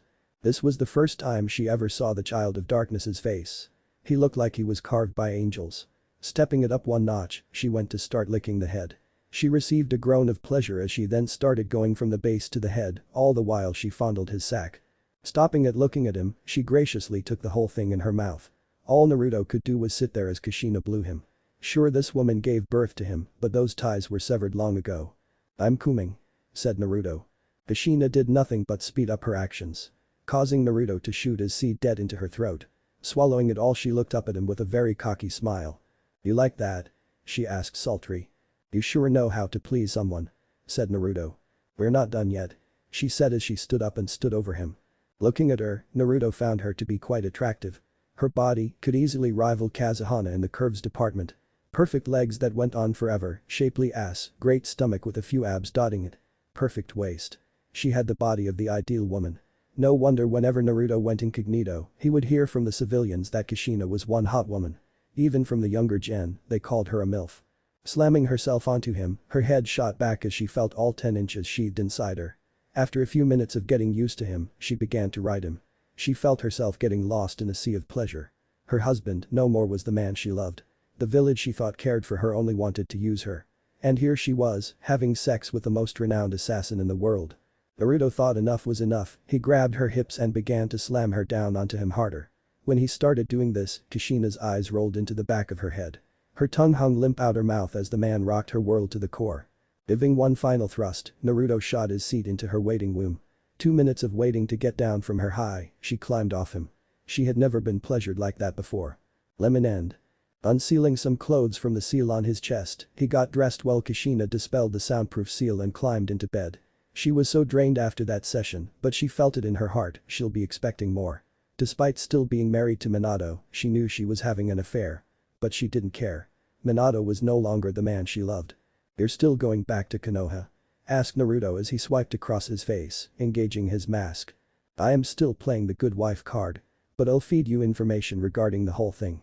Said Kushina with sleep starting to take hold. Very well. You shall be spared from my wrath.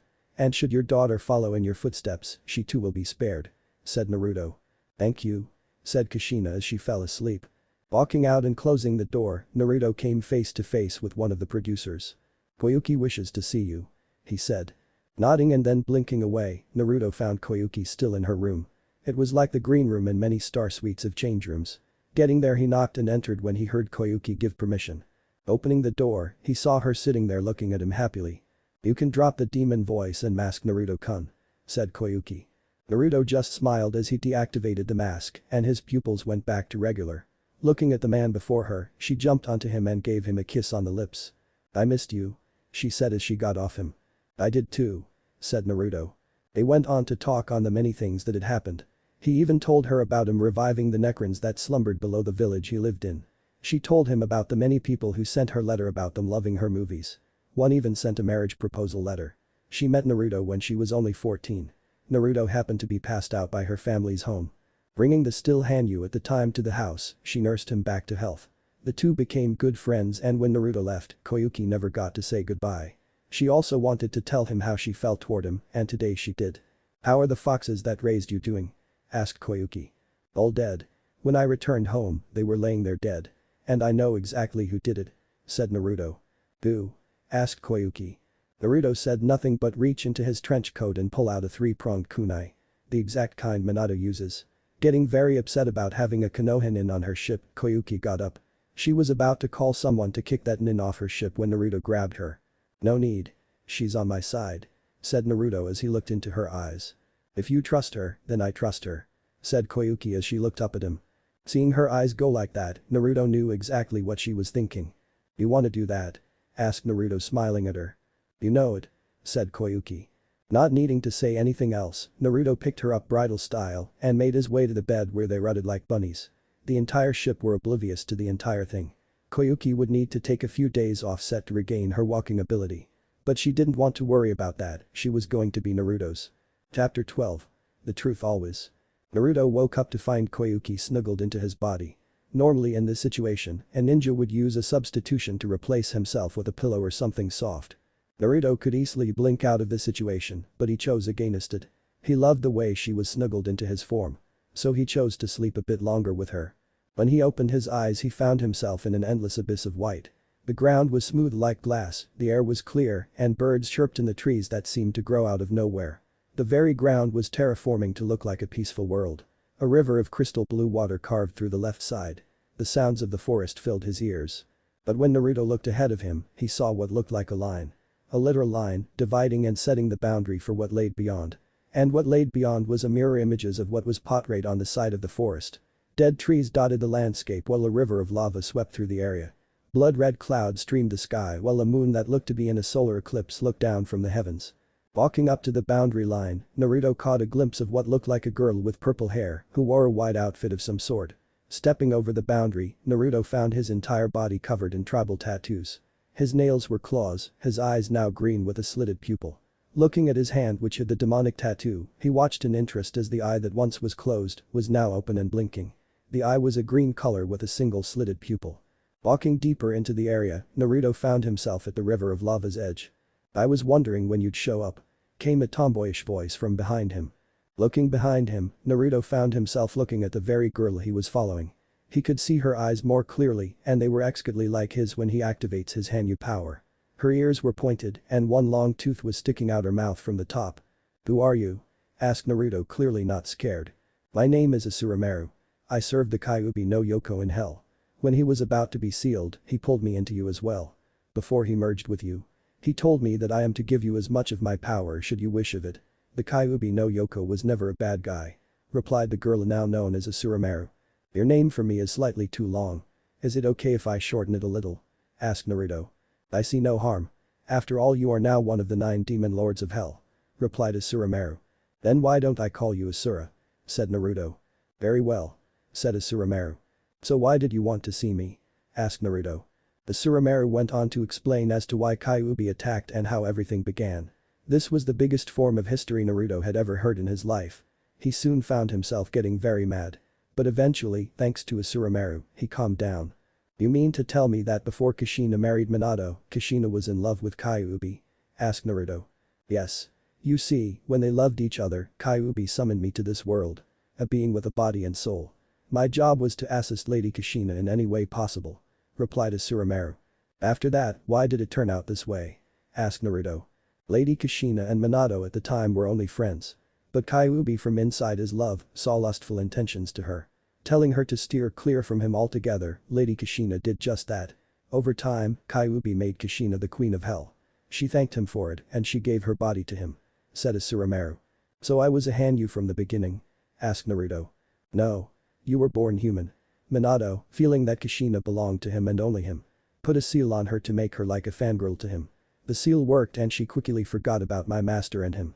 Kyuubi became furious at what happened. Try as he would, the seal Minato placed would not budge.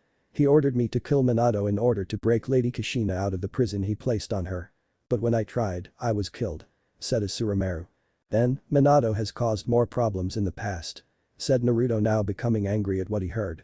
"Yes, now, Kyuubi gave me one last message to give to you," said Asurumaru as she held out her hand. Naruto took the extended hand and saw the Kyuubi in all his glory. He was lying down in a forest-like area, no boot created by Kushina for more comfort for the demon lord. "Hello, Naruto. Yes, I know who you are. When my lover was pregnant with you, I imprinted on you more than your sister. Many people called me a monster. They are not wrong. However, I chose to love a mortal woman. Your mother. Should you choose revenge, then I gladly follow. Regardless on what you think, I have sealed Asurumaru, my most trusted advisor and assassin. Call on her to give you power and you will have it. But be warned, should you ask for too much, you'll turn into a demon. I pray that you'll bring peace to the world. And good luck, my godson," said Kyuubi as the image faded away. "He called me his godson," said Naruto. "Yes." Lord Kyuubi broke through the seal, but only for a few minutes, and spoke to Lady Kushina. She agreed to what he said and he was given the title of godfather to you, said Asurumaru. "Then how will I access your power?" asked Naruto. "Call on me and I will give. But what Lord Kyuubi said about drawing too much power and you turning demon will not happen, seeing that you are now half demon," said Asurumaru. "Then I take my leave," said Naruto as he vanished from his mind. Waking up, he saw Koyuki sitting by her dresser, brushing her hair while humming to herself. Slowly getting up without making a single sound, Naruto blinked to her and covered her eyes. "Desu?" asked Naruto. Is he handsome?" asked Koyuki. "Correct," replied Naruto. "Does he know what to do when it comes to women?" asked Koyuki. "Right again," said Naruto. "Is his name Naruto Kurakami?" she asked. "Right again. Not get your reward," said Naruto as he removed his hands. Koyuki spun around and planted a passionate kiss on his lips. Licking his bottom lips, Koyuki was given entrance to his mouth as his mouth opened and his tongue entered her mouth as well. As they continued to kiss, a knock on the door was heard. Groaning at this, Naruto separated from the kiss, grabbed his clothes and blinked back to his quarters. Sitting there was Kushina. Her hair pooled around her as she wiped her eyes. After yawning, she looked at Naruto. Smiling at him, she jumped up and hugged him to crushing point. "I missed you," she said. "You do know that once upon a time I used to be human," said Naruto. "I know. And now you are a demon," replied Kushina. "More than a demon. Nephilim," corrected Naruto. "And you used to be my son," said Kushina, shocking Naruto beyond words. "How did you know?" asked Naruto as he switched to his regular voice. "When we made love, I could feel a small amount of my son's chakra in you. I know you're no longer my son. But that doesn't mean we can't be lovers," said Kushina. Of course.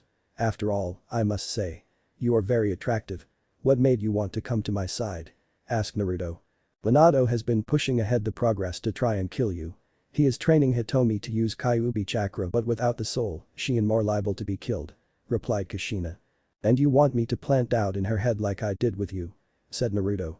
"Even though it was the unorthodox way to open my eyes." "Yes," replied Kushina. "Very well. I'll help you," said Naruto. For the entire day, Naruto watched from the highest mast of the ship while Kushina patrolled decks. During the shooting of the ship scene, Naruto and Kushina would watch that while being on the lookout. At night, Naruto would pound Kushina like there was no tomorrow. Kushina for her part felt like a woman once more. A young man who used to be her son was showing her everything. Her husband never gave it to her like this. and Uzumaki's body is able to withstand so much strain before giving out. And right now, Naruto was pushing her to the edge. Clawing at his back, making incisions in his skin as she screamed his name for all to hear, she came onto his meat stick while he shot his load into her. Once she was tired out and sleeping, he went to Koyuki who picked up where Kushina left off. By the time they arrived in Snow Country, Naruto was so pumped he couldn't wait to kill the demons and executed the corrupt leader. Kushina and Koyuki could do nothing but watch from the ship windows as they could no longer walk. "Finally," said Naruto as he pulled out Raven and pulled the hammer back. Naruto had waited so long to kill more demons. They always put up more of a challenge than anything else. A few demons came into the clearing and charged at the Nephilim. He just shot each in the head and bolted into the snowy mountains. Adrenaline shoored through his veins as he powered forth, carving a path of destruction in his wake. Snow would soon be free from the tyranny of its ruler. Chapter 13. The Way Things. Sprinting like crazy, Naruto shot through the white ground like it was nothing. A few demons dotted the land, but they were quickly disposed of when Naruto used Raven on them. Pulling the hammer back for the 19th time, he stopped at the palace. It looked like a typical style Japanese mansion the way it looked. 7 demons jumped in the way, but Naruto mowed them down as he shot each in the head. Holstering Raven, he walked in. He felt it, the hatred the area had. His Nightbringer form screaming to come out and play, to come out and demand blood, to kill in the name of death, to destroy all things without remorse. But as much as the power pushed, Naruto didn't allow it one bit. He really wanted to try out using the Staff of Light, but he was a dumbass and left it at the Forbidden Archive. Nevertheless, he wouldn't need it now. He had Blink at the ready, Dark Vision as well, and various other powers given to him by the Big Three, as he called them. Sprinting into the castle, Naruto activated Dark Vision with the void speaking into his mind. He looked around and found several demons patrolling the floor above him and the basement. Bringing out his flick knives, Naruto blinked to a ledge where he watched as a demon, who was clearly wanting to die, walked downstairs. Throwing the knife in his left hand, the demon died with the blade lodged in his throat. Blinking to the ledge and once again throwing a flick knife into the patrolling demon, Naruto continued his advance to the top. With all demons dead and gone, Naruto stopped at 2 huge doors and slammed his foot into it, blowing them off its hinges. Sitting on the couch to the left was a very creepy-looking woman. From the look of her, she was Hor for the ruler. Looking to the desk at the far end, Naruto found a very fat man in a business suit, sitting in a chair with a smug grin on his face. "For an assassin, you sure don't act like it," said the man. "And you don't act like a ruler for this land when you are clearly a demon," said Naruto as he pulled out Raven and pulled the hammer back. "Touché, boy. But you are right about me being a demon. My name is Mundus. I served the demon lord Kyuubi, and now that he's gone, I can exact my rule over these humans," said the fat guy. "Nice try. You see, my godfather never wanted that to happen. So in my godfather's name, as well as my mother's, I banish you back to hell," said Naruto as he pointed Raven at Mundus. "Godfather? Ah, now I see. You have his power. Even his eyes. You think that a Kyuubi wannabe will be able to kill me?" he asked. "Let's find out," said Naruto. "Play spoken shadow over me." Gripping tighter on the pistol, Naruto charged forward with the intent to kill, channeling vast amounts of demonic energy into the pistol. When he felt that should be enough, he aimed, firing several demonic bullets at Mundus. Laughing at his antics, Mundus threw the desk at Naruto, who slid under it and sent a bullet into his face. Mundus stumbled back as the bullet hit him square between the eyes. "Not bad. I expected nothing less than this," said Mundus as he grabbed a chair and threw it again at Naruto. Shaking his head, Naruto fired several bullets at the chair before it exploded. That was when he was tackled to the ground. Mundus proceeded to choke the life out of the Nephilim. Seeing no option, Naruto reached into the void and blinked away. He stood a few feet away from Mundus with the gun pointed at his head. "Don't even try it, fatso," said Naruto as he death glared the demon. Swatting him away like a fly, Mundus got up and proceeded to gather power at a major rate. "Not good. Asurumaru," said Naruto. "On it," came her voice as the eye on the tattoo opened. Tribal tattoos swept across Naruto's body as 2 small demon horns shot out from his head. "Ah, the power of Asurumaru. Been a while," said Mundus as he got up. "I'm gonna take your head," said Naruto as a spectral blade appeared in his left hand. "Pan out, Asarakasan," said Naruto and 9 flaming swords appeared behind him. Pointing at Mundus, the swords responded and sped to him. Several swords were thrown away but 2 embedded into him. Blood flew everywhere as he screamed in pain and dropped to the floor. "You think you're done?" said Mundus as he got up, pulling the blades out from his body. "Heh, you don't look so good, my friend," mocked Naruto as he let go of the sword, which vanished, but not the tattoos. Pulling Raven to face the enemy again, Naruto began to channel full amounts of demonic power into the pistol. The pistol began to hum as it grew in a demonic red light. Blinding everything inside the mansion, they heard the sound of laughter. When the light died out, Naruto stood there with what looked like a very demonic-looking minigun. Never used this ability before. But seeing that you just won't die. I'll just have to shower you in demonic bullets. Said Naruto as he hit the switch. Glowing, near-invisible bullets of demonic energy leapt from one of the many barrels and lodged themselves into Mundas. Mundas at this point was screaming in pain as he was having all he had become a hollowed-out piece of nothing. Through all that, Naruto laughed like a madman. He was part sadist thanks to the Nightbringer power inside him. The whore which was chilling on the couch launched herself at Naruto, desperate to try and stop it from happening. Naruto just turned the minigun's attention onto her, hazing her down with just a few bullets, and then went back to killing Mundas. After a few minutes of spraying and showering his enemy in bullets, Naruto stopped and looked at the charred piece of meat that was Mundas. "You think you have won?" said Mundas as he tried to get up. "Oh, I have," said Naruto as he brought out his wings and transformed into his kami form. He had to seriously thank his mother for giving him this power. Shooting through the roof, Naruto looked down below and began to speak words that were not of this world. As he spoke, the energy around him grew in intensity. Blinding the entire forces gathered. Kushina and Kyoki watched on as their love gathered power at a phenomenal rate. The silent cry of a helpless child. The forever chains of hell that hold down a person of sin. The final wish of a heretic's curse. Way of Kami number 6. Blinding rays of heaven number 3. Pale beam. Said Naruto as he pointed a hand at Mundas. From his hand, a powerful white beam of pure celestial power shot out and traveled to its target, bunnering everything in its godly rays. Turning what used to be a very nice flooring was now a charred circle of smoldering ruin. By the time the beam died out, the air was rich with the smell of something between gunpowder and the smell of death. Song end. From the boat, everyone gathered, including Kushina, watched as Naruto floated back down into the palace, and in another flash of light, he was back to normal. The tattoos receded back to show the skin it partially hid. His eyes, marking and wings retreated back into his body as he felt slightly drained. It was just a slight side effect from using Way of Kami. Heading up to the palace, they walked to the second floor and found Naruto sitting on the couch with a content smile on his face. "What?" he asked in his normal voice. "You just had to shoot up my palace, didn't you?" said Koyuki. "Hey, he started it," said Naruto. "Either way, the job is done," said Koyuki as a sultry smile spread across her face. "Time for the reward," she added as she grabbed Naruto's hand and took him to the bedroom.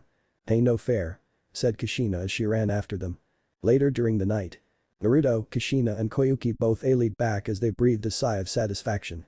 They had been going for at least 19 rounds of hot sex and now they were worn out beyond words. "How long was that?" asked Kushina as she snuggled into Naruto's form. 17 hours. Replied Naruto. "New record," said Kushina. "Huh?" asked Koyuki. "When we were on the boat, Naruto-kun and I went at it as well. We only made it to 13 hours before I passed out from the sex," replied Kushina. "I'm just glad that I lasted for so long," said Koyuki. "Are you not in Uzumaki? There is no way in hell that someone can go for so long," said Kushina as she looked over to Koyuki. "My father was in Uzumaki," replied Koyuki. "So you must be half Uzumaki. Either way, you sure lasted long," said Kushina. She quickly climbed out, went to her clothes and reached in, all the while she shook her ass in front of Naruto as a way to make him aroused. She pulled out an object that was silver and had a very weird design. Walking back to the bed, she gave it to Naruto who looked at the object and saw it was a key. "What is this?" asked Naruto. "It's the key to my house. Should you wish to fuck me again like we did now, just come over," she said as she planted a kiss on his cheek. "Then here's my gift," said Naruto as he instantly made 2 necklaces appear out of nowhere. They both had a crystal like its sibling crystals. The first was a navy blue color, while the other was a rose red. He gave the rose red one to Kushina, while the navy blue went to Koyuki. "Ever you have need of me when you're in danger, push chakra or any other form of power into the necklace and I'll be there." These were crafted by a special crystal from the heavens of Kami's domain. I added my blood to it so they could work. As well, should you wish to come to me, visualize it and push chakra into it. It will work," said Naruto. Each woman kissed Naruto on the lips and soon enough they fell asleep in his arms. But before Naruto fell asleep, he couldn't help but wonder, where did the Hellgate go? He sensed it when he fought against Mundas, but after the fight it was gone. Deciding to think about it at a later stage, he closed his eyes and fell asleep. When morning came around, Koyuki and the entire of the civilians came to see them off. Waving goodbye to Kushina and giving Naruto a very passionate kiss for everyone to see, she watched as the ship sailed to the horizon. When the village was out of sight, Naruto looked to Kushina who was standing right next to him. Like directly next to him where her breasts were pushed against his body. This was clearly a sexual advance. "What are you doing?" asked Naruto as he looked at her. "What do you think I'm doing? I want to go another round," she said. "Are you addicted to my or something?" asked Naruto sarcastically. "You know it. It feels so good," said Kushina. "Very well. Come along," said Naruto as he walked to his quarters with Kushina happily trotting beside him. For the entire trip back home, Kushina and Naruto explored each other's bodies again. Feeling each other as they pounded into each other. The moment felt so good while it lasted. And soon Kushina passed out after round 13. Smiling at her, Naruto pulled the blanket over her and him and began to sleep. But Minato was getting very worried. And soon, Naruto will end Minato's tyrannical rule over the world. It was time to initiate the second stage. End scene. Chapter 14. My heart is. As the ship came into view of the harbors, Kushina and Naruto were still in bed, snuggled into each other's arms. Kushina had a content, satisfied look on her face, while Naruto was smiling very happily. No surprise there. Looking at her hand that made its way to her collarbone where Naruto bit her, forming a mate mark there. The mate mark was that of the Uzumaki swirl with an eye in the middle. It was all colored a scarlet red color. She breathed in the lovely aroma of her lover. "You do know that I have memories of my previous life back," said Kushina. "Is that so?" asked Naruto. "Yes, my love life with Kyuubi, Minato trying advances on me and even Asurumaru speaking of her." "Where is she?" asked Kushina. "I'm surprised, Lady Kushina. Turns out the mate mark did return your memories to you," came Asurumaru's voice from Naruto's tattoo which glowed an eerie red. "Asura. I'm so sorry for what happened," said Kushina as she watched the eye blink. "It's fine. At least you now have the new Demon Lord of Hell as a lover. Maybe if you push it, you can regain your title as Demon Queen," said Asurumaru. "Asura. Don't say things like that," said Naruto as he blushed. "Whatever, I'm going to sleep," said Asurumaru as the tattoo stopped glowing and the eye closed. "Naruto-kun. I'm really happy for everything you've done for me," said Kushina. "Why?" asked Naruto. "You freed me from my fake life. Yes, I know that you probably have so many lovers." "I'm already married," said Naruto, shocking Kushina. "What?" she asked. "Yes. I'm married. And on top of that, she agreed to share me. So yes, she wouldn't mind this. As well, we're expecting a child," said Naruto. "As long as she's happy," said Kushina. Getting off the boat, but not before giving a final goodbye kiss, Naruto blinked home while Kushina tree-hopped home. She felt happy that he liberated her from Minato's grip. Naruto asked if she would live with him, but she turned the offer down and offered to be Naruto's spy. He agreed to this, but stated that should things go south, she must call him regardless. This resulted in the two making love to each other. When he and her climaxed that night, he bit down hard on her collarbone, but when he injected his power into her, he made sure to get rid of the seal. But what was interesting about the seal was that it contained traces of a certain snake. Naruto had to look into this. If he wanted his lovers safe and sound, he was going to have to bring out the big guns. He arrived home and walked inside. There was Esdeath with a cup of tea in her hand, happily talking with Akame and Leon. Rise was also part of the conversation, but instead of tea like the other girls, she drank coffee, being the only thing she could drink. Looking up to see Naruto, Rise placed her cup down and pounced on him. "Naruto-kun," she said as she squeezed him. "Rise-chan. How are you?" asked Naruto. "A little hungry. Could I have a snack please?" she asked. Rise decided to bring out her trump card and made the cutest face Naruto had ever seen. Sighing and then nodding his head, she smiled and got off him. In all honesty, Naruto couldn't say no to that face. It was just too cute. Getting up and bringing out his one-flick knife, he severed his right arm which dropped limply on the floor with a common thud. Akame and Leon looked on in horror as Rise thanked him, gave him a kiss on the lips, picked up the arm, grabbed a plate from the kitchen, and sit down with a knife and fork.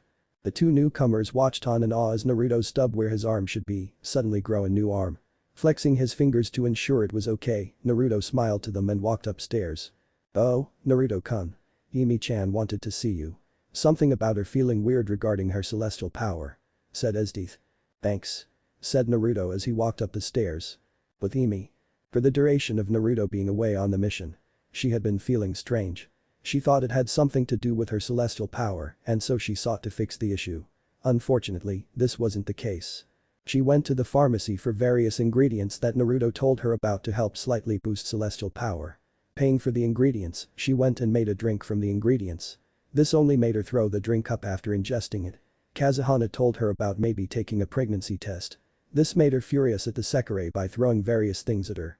But she chose to take it and now she waited for her lover to come home. Knock knock knock. Emi-chan. Are you okay? Asked Naruto from outside. Getting up and unlocking the door, Emilia opened the door and went back to sitting on the bed again. A pink object laid by her. What's wrong? Asked Naruto as he sat next to her. Here's something that I need to tell you, said Emi. What is it? Asked Naruto.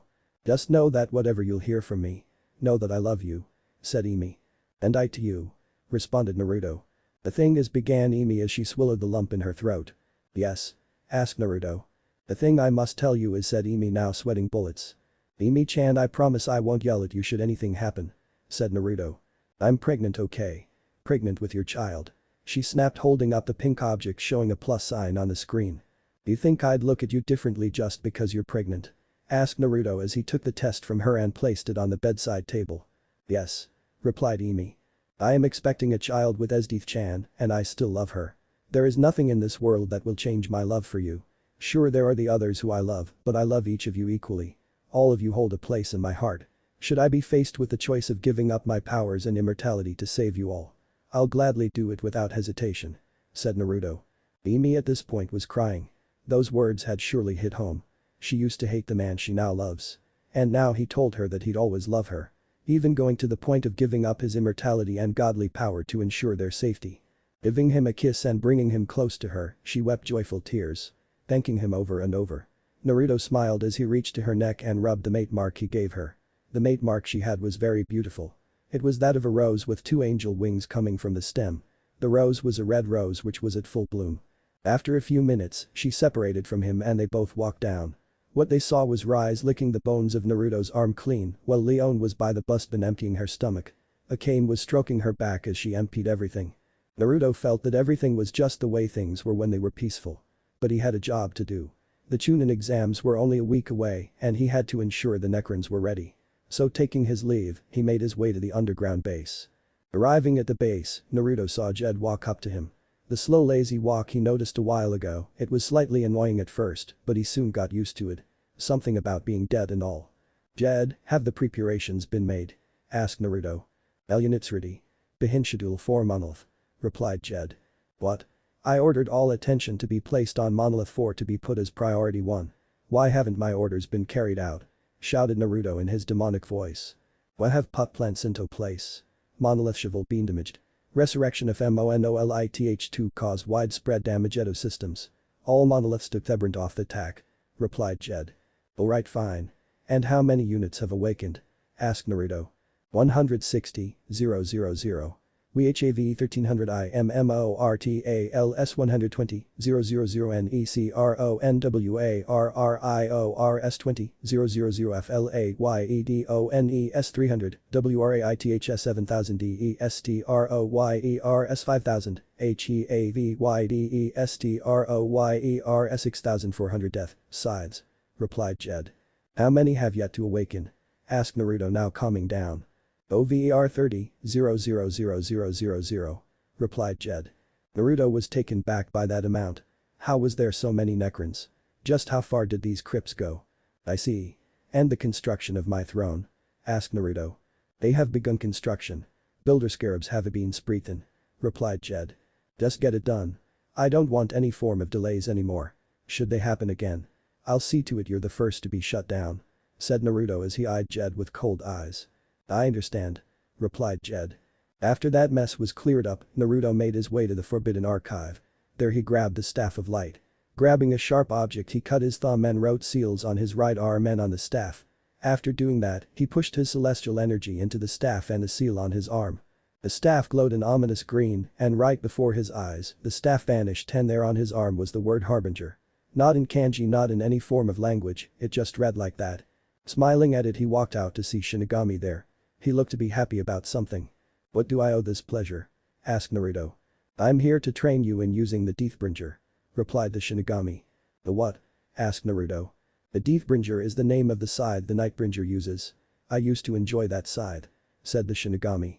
So can we get this done? Asked Naruto as he didn't like it when the god of death did that. Fine. Let's get started. Said the Shinigami as he began the lesson with Naruto. Chapter 15. The Past That. Everything in Naruto's life revolved around vengeance. The truth of the story is, he never awoke his Hanyu side thanks to the foxes. No, it was more than that. It happened a few years ago. Naruto stood in front of the alpha fox. His name was Kamizuki.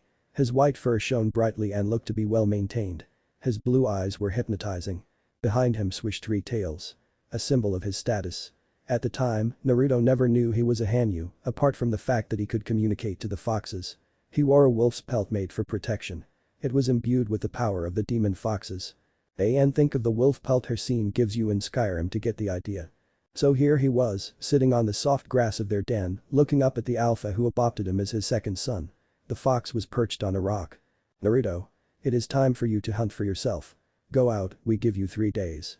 Bring home a grand prize," said Kamizuki. "I'll make you proud, father," said Naruto as he got up and grabbed his bow he used as well as 3 arrows. The bow and arrows were simple, made from the same oak wood from the tree that grew in the den. Making his way through the dense forest he grew up in, he found a few choice shots, but like his adoptive father taught him, one should wait to find the perfect target. And that was just what he was after. Spotting a very nice prize in the distance, Naruto readied an arrow. The target was a very fine-looking deer. A perfect hunting trophy to bring back. Pulling the string back as far it would allow, he loosed the arrow. Watching it fly through the air with great precision, and then… thud. "Ow. Son of a bitch," came a cry of pain. Getting up from the sound of pain, he ran to find a girl there. Her hair was a burnt silver and her eyes were a very beautiful hazel. She wore civilian-type clothing consisting of boots, skin-tight pants and a white shirt. She looked to be a very beautiful girl. "Who are you?" asked a girl as she watched him ready another arrow. Naruto just looked at her, she seemed to speak the same language as him, but she looked different. Putting the arrow away, he went to help her. Turned out she was finding herbs for her village. Naruto told her he lived in these parts with his family of foxes. Thanking him for pulling out the arrow and healing the wound with some salve he had, she went home. Seeing that he missed with a shot at the deer and scarred it off, he went back to hunting. One day prior after that meeting, Naruto was returning home from a very successful hunt. 2 boars that were very good in terms of meat were being dragged by him. Getting to the den, he saw his entire family dead with their skin torn from their bones.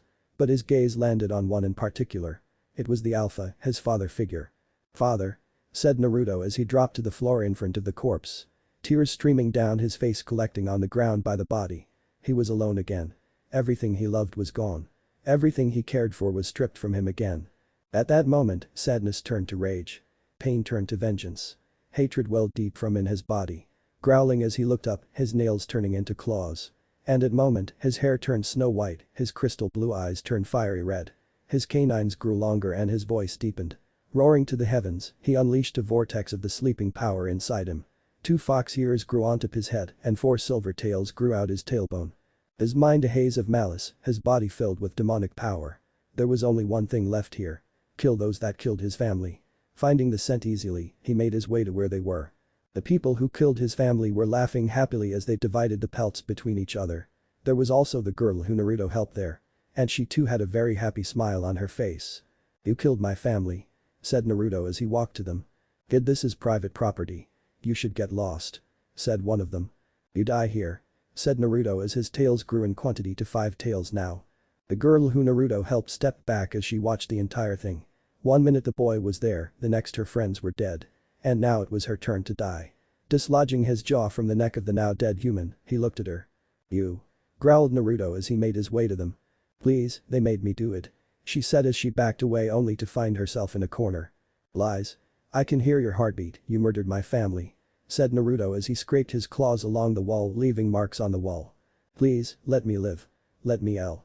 She didn't finish as Naruto sliced her throat. Blood gushed everywhere as she dropped to the floor. She was already dead before she hit the floor. A couple days after that incident, Naruto retired to his family's den where he buried and paid his respects to his family. Never mind the fact that he was being watched.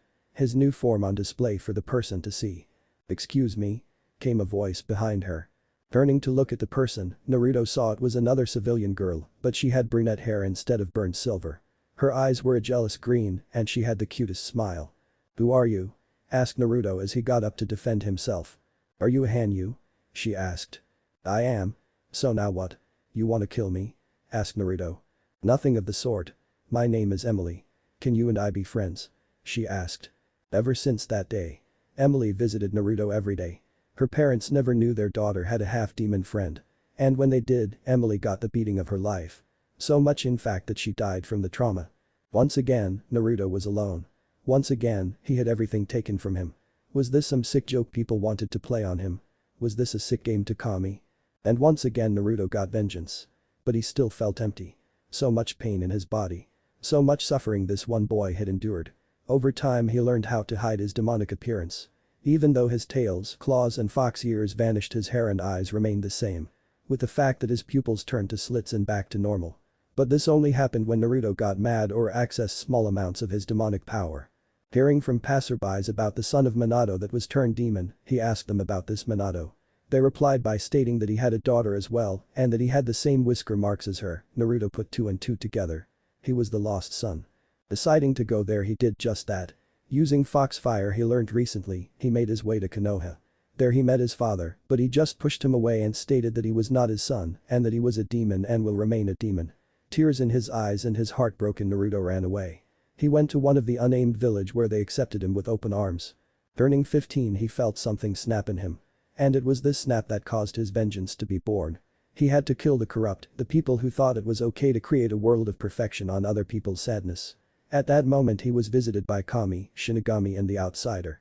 And his journey started. Naruto Koi. Wake up, you're scarring me. Said a voice, snapping Naruto out of his dream. Looking around him he saw the many faces of his lovers. Emi and Esdeath were sitting next to him while Kurumi straddled him. Are you okay? Asked Esdeath in a concerned voice. Yes. Why? Asked Naruto. You were shaking and trashing around like you were possessed. You had us worried. Replied Masane. It must have been the dream again. Said Naruto as he sat up with Kurumi climbing off. You need to do something about those dreams. Said Rise. Kami Aka-san said they'll stop when I kill my father. Said Naruto as he climbed out of bed. Then you have a job to do. Said Leon. Yes, the time has come to march against Konoha. The Chunin exams are soon and that will be the perfect opportunity to attack. Said Naruto. Instantly he felt a tugging sensation in his mind and he knew who wanted to see him. Making his right hand into a fist resulting in a new mark of the outsider to be burnt onto his hand, he blinked away. When he appeared he found himself in Satsuki's room. She was looking very cute as she laid on the bed. Her black hair pooled on the bed as she looked at Naruto. Let me guess, you want another session? Asked Naruto. You know it. I just love you so much. Said Satsuki. But first. Tell me, what is Minato planning on doing? Tell me that and you get your prize. Said Naruto. He plans to use Hitomi against the other villages. He aims to create a worldwide apocalypse, but we all know you are the harbinger of that position. Said Satsuki. Very good. You can dispel the Genjutsu Kushina. Said Naruto, shocking Kushina. How did you know it was me? Asked Kushina as she dispelled the jutsu to reveal themselves in the master bedroom of the Namikaze estate. I know your chakra signature. Replied Naruto. But do I still get my prize? Asked Kushina, making puppy dog eyes. Sure thing. Come and get it. Said Naruto as he unbuckled his pants. Kushina squealed in delight and jumped off the bed. Getting on her nest, she proceeded to give Naruto's member some much needed love. Enjoying the feeling of her hot mouth over his man-meat, Naruto placed his hands on her head. Kushina really liked this way of life. She was definitely planning on getting her title as the Queen of Hell back. And what better way than to offer yourself to the Demon Lord? How did you know I am Satsuki's lover? Asked Naruto as he pulled Kushina's mouth from his member. I asked her. She told me of how good you are and now I want some of that action. We agreed to share you. Replied Kushina. Good point. Replied Naruto as he let her go back to sucking him off. This was perfect. With the Chunin exams coming up, he can use Hitomi as a means to put an end to the whole thing. Corrupt her through other means and even place under her protection should she join him. Kushina, once she was done and got her prize, she led Naruto to the bed where she and her husband slept together. Pushing him down, she straddled his lap and began to ride him. Chapter 16. Time to send. Waking up to find himself still in bed with Kushina, as well still connected to her. Naruto moved a bit, causing her to moan in her sleep. The one thing he hated about this was the leaving. But seeing that Kushina had to play the part of the good wife, he had to stay well away from Minato for the time being. Blinking out of her grasp, Naruto went on to get dressed. Pulling his trench coat on him, he walked over to her, planted a kiss on her forehead and blinked away. When Naruto blinked away, he accidentally stirred up a gust of wind, waking up Kushina in the process.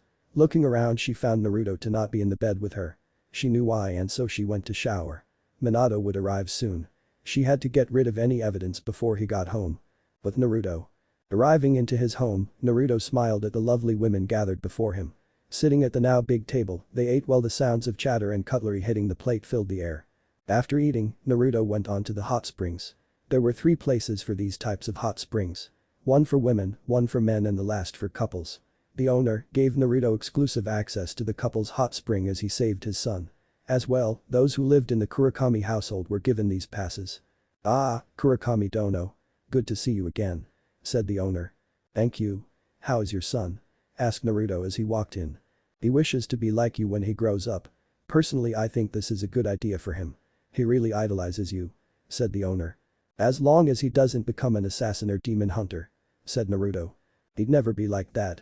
He wants to be like you when it comes to the ladies," said the owner. "How old is he?" asked Naruto. 7, replied the owner. "And has he become successful?" asked Naruto. "Oh yes. He already has 4 girls after him," said the owner. "Already the womanizer. I wish him luck and my congrats," replied Naruto as he walked into the hot spring. Naruto slowly entered the warm waters, his muscles relaxing as his body dropped in. He loved the hot springs. It was also this one hot spring that was imbued with celestial power. Regular couples could enjoy the water while not being affected. But for Naruto and Emi, they could feel the power flowing into them. Sighing as he looked up, he watched as clouds floated past him. The world would move constantly as time pushed further without being changed. "Naruto-san," came a voice. Naruto looked to see both Akame and Leon there with towels wrapped around their figures. It left little to the imagination to see them like this. Akame had the perfect athletic build to her, while Leon had the model-type body.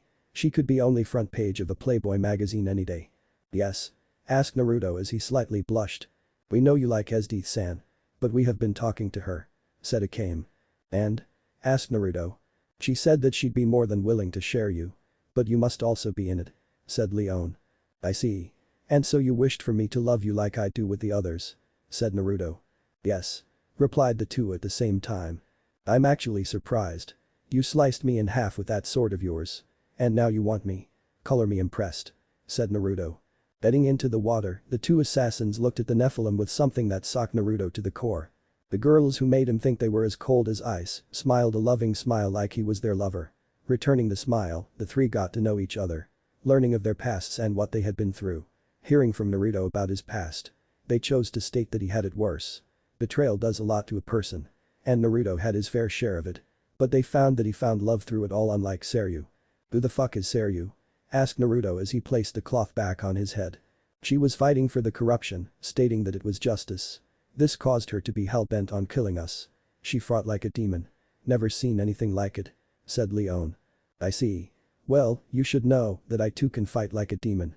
But I do so as a last resort. Believe me, it's not a pretty sight. Esdeath-chan has seen it before. She had nightmares for 3 whole days," said Naruto. "What is this power that you speak of?" asked Akame. "I project all my hatred outwards. This causes a powerful shift in my body and for some reason I access a form that is not of this world," said Naruto. "The Nightbringer?" asked Leon. "Worse. Demonic ascension. My entire body undergoes a serious transformation and I can't stop it. The least I can do is not kill my family. But even that is a mission," said Naruto. The 2 girls were beyond forming words. How was it possible for someone to become the embodiment of demonic power and not control it? But then again, true power is always hard to control. With Naruto now getting out of the hot spring, the 2 girls got up with him and blocked the door. Akame stepped forward and looked him dead in the eye. "Yes," was all Naruto said. "What is your reason for killing Minato?" she asked. "My reason is that he abandoned me when I was born. All because I became a demon. I went to him once saying that I was his lost son. He point blank spat in my face. For everything that he has done and the people who are corrupted, I must end this corruption once and for all," replied Naruto. "That's all we needed," said Leon as they moved out the way. But not before giving Naruto a kiss from each girl. Giving back the kiss, Naruto got dressed and headed home. There he saw Kami. "Aka-san, what can I do for you?" asked Naruto. "Naruto, your time to stop the corruption in the world I made has come. But for that to happen, you have one final power hidden inside you," she replied as she walked up to him. Placing her index finger on his forehead, Naruto underwent a transformation that looked very strange. His eyes went from a neon blue to a demonic red. As that happened, the crescent moon tattoo on his forehead appeared and in it appeared a star. When the star appeared, his sclera went to full midnight black and his iris went to gold color. Pulling her finger from his head, Naruto returned to normal. The women who were gathered were completely stunned at what happened. 1 minute Kami was talking with Naruto and now she did that to him. What the hell was that? Asked Naruto. I just gave you something only you can access. Myself and the Shinigami were working on it for quite a while. It's called Nephilim form. Only those who hold demonic and angelic power can access this power. So my children inside Emi-chan and Esdeath-chan can access this power as well. Stated Naruto. Yes. The ability was given to them before we gave it to you. Don't worry, we weren't using them as test subjects. Said Kami. Thank goodness. Said Naruto. As well, you're competing in the Chunin exams, yes? Asked Kami. Of course. Replied Naruto. We'll be there for the finals. Give them hell. Also, can you do me a slight favor? Said Kami. What is it? Asked Naruto. Save the Jinchuriki. They deserve to be in a place where they don't need to sleep with one eye open. Said Kami. I understand. Said Naruto. Wishing him luck, Kami vanished in a burst of light. Walking up the stairs to his room he began to assess his gear. Flick knives were still okay, maybe a few more would help. Raven looked to be in top condition, no need to worry there. As he was assessing his gear, the door closed with a loud slam. Startled by that, Naruto spun around to attack the person who did that, only to have someone slam her lips on his. His eyes widened in shock, but when he saw it was Kurumi he gave into the kiss. Dropping his weapons to the floor, his hands went to exploring her back. Loving the way Naruto did that, she began to push him back. Falling onto the bed with Kurumi on top of him, Naruto went on to get her out of her clothes, which consisted of a red tank top, blue jeans and combat boots. Kurumi did the same. It only took a few minutes, but when it was done, they were finally in the nude. Downstairs, the girls heard groans and moans of pleasure. He doesn't know how to keep it in. Said Karasuba in a joking tone. He does know how to keep. We just take it out. Said Akitsu as she sipped her coffee along with Rise. For the time accositated to the afternoon, the entire house listened as Naruto dominated Kurumi. What she would say would make each of them get a slight nosebleed. Rihiko was out with friends playing, so there was the relief. Should she had been in the house, it would not have gone well. Trying to explain to a girl that age would be like trying to make a dog say your name as training for it. But come late 9 o'clock, Naruto and Kurumi came downstairs, fully dressed and sat down to eat. By the way Kurumi walked, it would be safe to say that Naruto broke her in.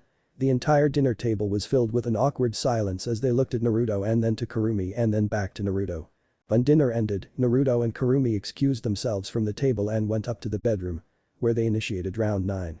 The girls just shook their heads and too went up to their rooms. Tomorrow, they go to Konoha and watch Naruto participate in the exams when his true goal was to kill Minato.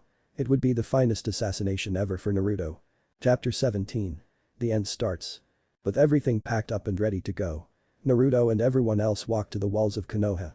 They had to stop a few times as Naruto's rage seemed to get the better of him. It was hard to get his demonic nature to simmer down again. But now they walked to the gates. And Naruto's rage was at an all-time high. It took all of Emi's and Kurumi's power to suppress it. But even that was a challenge. Kurumi struggled more than Emi due to having her spirit power sealed in Naruto. She could access a small amount of it, but so far it was only her pistol as well. She could bring up her angel, Zafkiel, but only for 30 minutes before it vanished. Esdeath was very adept in her ice power. She was very strong to the point where she could hold her own against Naruto. It was incredible. It wasn't just Esdeath who could now hold her own against Naruto now. Masane had recently unlocked her final stage to her power. The Witchblade. Finding out that it slowly ate her life force, Naruto confronted her with the question. Would she be willing to become a full demon? It was something permanent, non-reversible. Should she choose to do it, the Witchblade will no longer hurt her anymore. After all, the Witchblade was a product of ancient demonic power and was only compatible with demon females. Once it fell into the hands on the mortals and bonded with a human woman. And so began the cursing of women who are forever scarred by the thing. Giving much thought into being turned into a demon, she chose to do it. Biting onto his wrist, he requested her to drink the blood from his vein. She did just that and thus she was reborn as a full demon. With a hint of angelic power. But it was more of a 1/10 of angelic power. With Masane now out of harm's way, she thanked Naruto by getting married to him. Rihiko now had a father which she liked very much. Even going up to him one day and asking him to turn her into a half-demon. Shocked by her choice in life, Naruto asked her if she wanted this. She replied without hesitation that she wanted it. Naruto did the same thing he did for Masane, but made sure the blood he gave her was more kitsune than demon. She drank the blood and grew 3 tails with her ears completely disappearing to form 2 silver fox tails on her head. Her eyes turned red and slitted as well her nails grew into claws. Learning alongside her mother, she learned how to hide her demon form from people. It took a while for them to get it, but eventually they got it. The people of the village they named Karagakure no Sato, which means when translated the village hidden in black. And Kuro means black or other than. I chose for it to be called black, were unfazed by this as they accepted the fact that their daimyo and cage was a Nephilim. In fact, the village just opened their first academy where children will learn to be something more than just shinobi. They trained more in the field of assassination and demon hunting. Some more went for demon hunting while others went for the assassination. Naruto also made sure the children who chose to go into their respected fields were well looked after. He and the girls taught them everything they could. Rise was given the nickname. The Psychotic Devil. Speaking of her, she was recently crowned the daimyo's second lover, with Esdeath taking first. There was one hell of an uproar about that. But when Naruto told them all were first in his eyes, calmed the two down. Rise was very nice to the children, but when one or two pissed her off she would go all ghoul on them. Scarring the living daylights out of them. She was loved by her students and was currently the top teacher in the academy. Hiroka became the treasurer for the Ryo in the village. She did a very good job of it and was very skilled in the ways of haggling. The village, should it fall into a recession, they would not even feel it. There was enough money in the reserves to last over 5 years. She still occasionally fought with both Akame and Kirch for who loved Naruto more, but in the end they were all satisfied when Naruto broke up the fight through unorthodox methods. Kirch, Tefania, Sarah and Kurumi worked in the medical facilities. Kirch and Tefania both knew medical magic which helped a lot. Sarah and Kurumi, not so much. But with a few days of learning from the two mages they learned it and were already at the top positions. Arasuba, Kazuhana, Akitsu and Imi became Naruto's bodyguards by volunteering of their own free will. Naruto asked them when they approached him with this news that this was what they wanted. They responded by giving him a kiss. Of course this resulted in the Sekirei 3, as they called themselves now, to awaken. Akame and Leon too became teachers, teaching those who chose the path of the assassin. They taught them very well in stealth and concealing one's aura. They were still trying to learn who to conceal their hatred, as this was the only way for Naruto to find them. Rise took the demon hunting classes with Esdeath and Masane. Rihiko was taught by Naruto in the ways of peace and diligence. Both Naruto and Masane agreed to this as they didn't want their little angel to be pulled into the life they lived. Akame and Leon were the new additions to the harem and were loving it with Naruto. After talking more with Esdeath, the three became very good friends to the point of being inseparable. They went everywhere together, did everything together and even stayed in the same room together when Naruto wasn't home. It was still surprising that the used-to-be enemies were now friends. Who knew it would take a trip to another world to make them friends? Akame, Leon and Esdeath along with Naruto were also the founders of Night. Their elite forces. Akame came up with the name as she felt this would honor Night Raid from their world. Agreeing to the name, Night was born. These forces were skilled in many fields, such as espionage, assassination, demon hunting, weapons training and various other skills they needed. Superb elite forces every one of them. But Naruto gave each of his lovers a new trump card. As well, the ones who lived elsewhere being Koyuki, Kushina, Satsuki and Henrietta. Each person got the choice of having a unit of Nekrons watch over them. They were told that they should see them as bodyguards, not as scary machines looking at them like stalkers when they slept. Esdeath and Kuroka went for a single unit squad of 4 immortals. Rise went for 5 flayed ones, as she felt they acted like her in the ways of the ghoul, no surprise there. Masane went for 3 wraiths. Rihiko asked for her own bodyguard unit as well. So Naruto gave her 5 Nekron warriors, as he felt the others would scare her to death. And he didn't want that to happen to her. Akame and Leon both went for 4 destroyers. They enjoyed the fast-paced hit-and-run styled fighting. Karasuba, Kazuhana and Akitsu went for heavy destroyers. 3 for each person. Imi went for 4 units of the new additions to the Nekron forces. The pariahs who had just recently awoke. It wasn't just her who chose the pariahs. Kushina and Koyuki also went for the pariahs. They couldn't speak with the exception of Jed. He went to Henrietta with a few Nekrons. She chose the heavy destroyers. But that was after they made love again. And for Satsuki, she went for 3 immortals. And now Naruto was here, making his way to the home where his used-to-be father was. Walking to the gates he showed them his Chunin exam pass. Going on without his mask he found that everyone were oblivious to the fact that they had a renowned assassin and demon hunter among them. With the exception of Kushina and Satsuki. Getting a very nice big house which he bought from a real estate agent, he and the girls lived happily there. Naruto went around the village that was ripe with corruption. He could smell the hatred in the air. More than enough to last him 7 days flat out in his Nightbringer form. Walking around he found Satsuki with her brother. Smiling at her with her getting up to greet him, Sasuke decided to show this delinquent what an Uchiha could do. "You. I want to challenge you," said Sasuke arrogantly as he pointed at Naruto. "You really want to?" asked Naruto rolling his eyes. Don't you roll your eyes at me. You're in the presence of a god, said Sasuke as he grabbed Naruto by the shirt. You have 3 seconds before I sever your hand from your arm, snarled Naruto. Why should I listen to you? Said Sasuke. 3, said Naruto. As if you could do anything, said Sasuke. Do, replied Naruto. You're naughty. Snap. Naruto grabbed Sasuke by the wrist and in one smooth motion he broke Sasuke's arm. 1, said Naruto as he watched Sasuke drop to the floor screaming in pain. Taking Naruto by the hand, Satsuki walked into an alleyway where she pushed Naruto against the wall and tackled his lips in fierce passion. Melting into the kiss, Naruto's hands went to caress her back. Moaning into his touch, Satsuki opened her mouth to allow Naruto's tongue entrance. Breaking apart with a chain of saliva still connecting them, they looked into each other's eyes. Onyx's eyes met scarlet red. I missed you, said Satsuki. I know, said Naruto as he kissed her one more time. Do you like my gift? Asked Naruto. Nodding her head as she snapped her fingers, the 3 immortals she chose came out of nowhere. Naruto specifically designed this feature for them. The units which couldn't hide themselves were given special tools which acted like the veil of darkness. But for them they could only stay invisible as long as they didn't fire their weapons. Naruto was the only one who could stay long periods of time cloaked with a veil of darkness while still shooting everything. The flayed ones had the ability to burrow, which was a bonus for them as they didn't need the tool Naruto dubbed Silent Steps. I really like the idea of you giving us our own bodyguards. This means a lot to me and the others. It shows us that you care a lot, said Satsuki. I always care, said Naruto. Talking for a bit more, the two walked out to see Sasuke get taken to the hospital. It was a very funny thing to see. The self-proclaimed hero being reduced to a crying piece of shit. Satsuki left to be with her idiot brother, leaving Naruto to wander the village. Walking a bit longer down the road, he spotted Kushina walking down the road with some groceries. Seeing him approach her, she smiled to him and asked through the connection they shared if he'd love to come over to the hot spring her house had. Agreeing to it, Naruto vanished by Shunshin to avoid any form of suspicion to Kushina's house. Arriving at a tree, he blinked into the house where he found Kushina sitting in the water, naked as the day she was born. Stripping down, Naruto too got in. This is nice, said Kushina. Sure is, said Naruto as he looked at her. So, how do you plan to help Hitomi? Asked Kushina. There is a potion in my trench coat I made. Give it to her and she'll begin to hallucinate. These will not just be any form of hallucinations. They will open her mind, allowing me to use Dream Walker on her. As of now, her mind is locked up tight and I can't get in. Do that for me and you get your daughter back, said Naruto. Thank you, said Kushina as she made her way to him. Pressing her lips to his and pushing her breasts against his chest, she was rewarded to the feeling of Naruto's member poke her entrance. Hard already? Asked Kushina.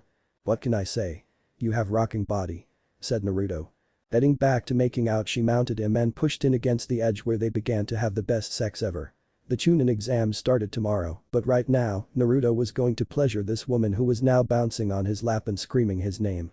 What if Naruto is the husband of Chaos Harem? And thanks for watching my video till the end. If you enjoy this content, then do consider subscribing to my channel and leave a like if you guys need the next part, comment down, and thanks for watching the video and see you guys in the next video.